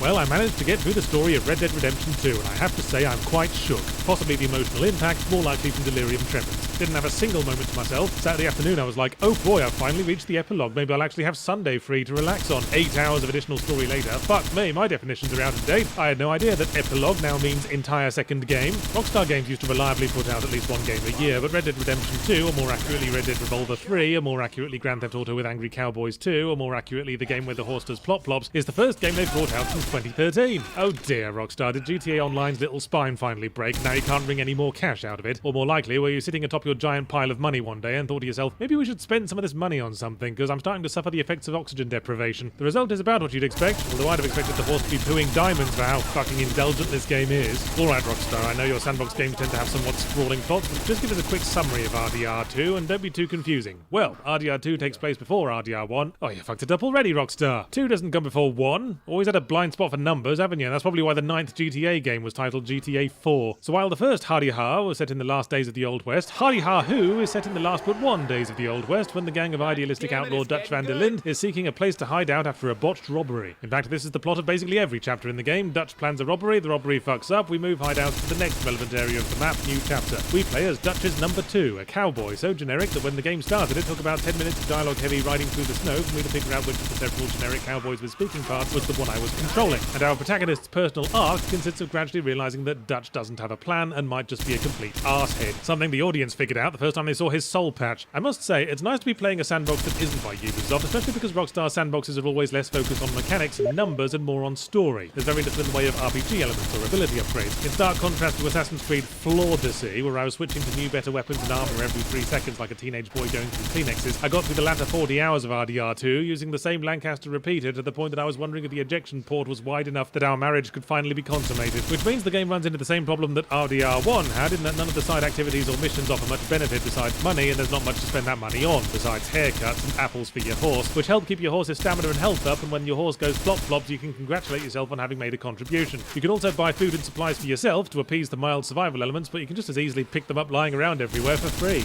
Or hunt rabbits. And by hunt, I mean fail to notice getting crushed beneath your charging hooves like a lost toddler on Black Friday. Allow me to quickly throw a little speed trap in front of the pedants stampeding this way. Yes, you can buy upgrades for your gang's camp, which have the vital effect of scattering more tinned peaches around or improving the communal stew, none of which have much profound impact on moment-to-moment gameplay, with the glaring exception of the fast travel map. I would advise saving up to unlock the fast travel map as soon as possible and then blowing all your money on hats, because as beautifully realised as the world and its characters are, most of what you actually do is go on very long horsey rides and then get into a token shootout that the NPCs who brought you here pinky promised wouldn't happen this time, but which we all knew damn well had to happen because it wouldn't be a game otherwise. Rockstar sandboxes are somewhat formulaic. You're always a cynical mercenary type who regards everyone he meets with open contempt, but always does what they ask him to do anyway, and every single story mission plays like a tutorial for a gameplay mechanic you're never going to use again. The writing's usually what saves it. Dutch's gang consists of about 20 distinct and diverse characters, all of whom you can organically converse with and get to know, as at the back of your mind you wonder when and how all the ones who didn't appear in RDR1 will inevitably die. Dutch's gang being so well realised contrasts glaringly against every other gang, family, police force and boy scout group in the world, consisting of a seemingly inexhaustible supply of generic thugs for token combat's sake. But this is where a sort of pure role-playing element comes into things. When the gang decide to have a celebratory piss-up, will you role-play as someone who mingles at social functions, joining in with the singing and getting rat-arsed, or as the kind of person who goes to bed at 9 and bangs on the wall for the rest to keep it down? Either way, you will always be role-playing as someone who has lost all sensation in their arms and legs and can't even walk up to a dog without accidentally kicking it in the head, because Rockstar's engine still prioritises realistic physics and momentum above our being able to effectively move around. What they set out to do with RDR2 was create an immersive world where you can just roam, discover and let things happen to you. Shame that that goes completely out the window the instant you start any mission, during which you're constantly yelled at by NPCs until you follow a rigidly determined sequence of events, with all side activity and random encounters gagged and locked in the car boot so the aforesaid NPCs can drone on about bullshit for the whole ride. It's not forcing you to enter missions, but you can only drink in the scenery and hog-tie suffragettes for so long. Frankly, RDR2's realistic world only impresses me the same way I'd be impressed if you drank a litre of cooking oil, more so by the effort than the wisdom behind it, because so little of what you see and do in RDR2 is actually fulfilling on a story or challenge level. The horse going plop-plops sums it all up nicely. I can't envision a scenario in which a lack of horse plops would knock a half-star off an otherwise perfect score, but there it is, a drop in an ocean of pointless decadence, and this isn't one line of code, horse underscore plop-plops equals 1. Someone had to texture and animate it and trawl sound effect libraries for the ideal plop-plop sound, and they could have been using that time to cradle their children or make something creatively fulfilling like Obra Dinn. The fact that someone had to do it for their job makes me think of a restaurant manager loudly humiliating a waiter because he thinks it'll impress the customer. Well, it doesn't, Mr. Rockstar, and now I'm going to have to be very cautious about ordering the meatballs. Call of Cthulhu is a game based upon the works of H.P. Lovecraft, America's favourite racist. And alongside the large numbers of horror games inspired by the Cthulhu mythos over the years, Call of Cthulhu can certainly claim the lofty title of another one. Come on, Yahtzee, be nice in the opening spiel. You've got 6 whole paragraphs to dump asparagus urine on the game. Well, you certainly can't deny that it's an extremely dedicated adaptation, as in they set out to make a Cthulhu game, but when it came to deciding which specific story or aspect of the Cthulhu mythos to adapt, someone got a bit overexcited and said, let's do all of it, like at once. Can we do that? And so an attempt was made to see how many of the cliches of Lovecraftian storytelling we we can squeeze into one small game before its delicate little rectum bursts. Even a few that Call of Cthulhu Dark Corners of the Earth didn't already do. So with all that in mind, how could the main protagonist not be a grizzled private detective with a drinking problem and a dark past in early 20th century New England? And how could they not get called out on a routine investigation to a highly suspect isolated community with a permanent green filter over it like the whole island's been dipped in snot? But to say the protagonist Edward Pierce is basically the main dude from Dark Corners of the Earth would be to miss out on the opportunity to say that he's basically the main dude from Vampire. Quite eerily so, actually. Same face, same beard, same voice. The only real difference is the specific nature of their drinking problem. Wait a second. Same fucking voice actor? Talk about typecasting. I checked and the games are by different developers, although they are both French and therefore probably incestuous. Call of Cthulhu is by Cyanide Studio, who are best known for Cycling Manager, Cycling Manager 2, Space Marine Deathwing, and Cycling Manager 3. Not exactly big-time award winner types, unless there's an award for World's Most Basically Competent Mid-Range Developer. But anyway, Edward Pierce is hired by rich Uncle Pennybags to investigate the suspicious death of his daughter, an artist whose paintings have a slightly alarming habit of making people go Toblerones in the eye sockets mental. Also, she'd been living in a remote fishing community that seems to be muddling on suspiciously well for there not being that much fish around, and all the locals treat you like a black person in an affluent Midwestern suburb because you haven't got boggle eyes or smell faintly of death and sandwich tuna. So by now, your Cthulhu game bingo card should have more crosses than an infant graveyard in an anti-vaxxer community, but ironically, Call of Cthulhu misses out on the free space by forgetting that the defining element of Lovecraftian horror is the fear of the unknown, and Call of Cthulhu just can't make things known fast enough. Sorry to keep bringing it up, but Dark Corners of the Earth shows how pacing is supposed to be done, at least in the bit before it turns into a crappy stealth shooter, when you can feel tension slowly escalating until you find yourself getting chased over a rooftop and stumbling upon a fish finger in a negligee. In Call of Cthulhu, meanwhile, Pierce is barely off the boat and getting the stamp on his Lovecraftian protagonist rewards card before he's stumbling on secret cultist lairs and getting thrown into the usual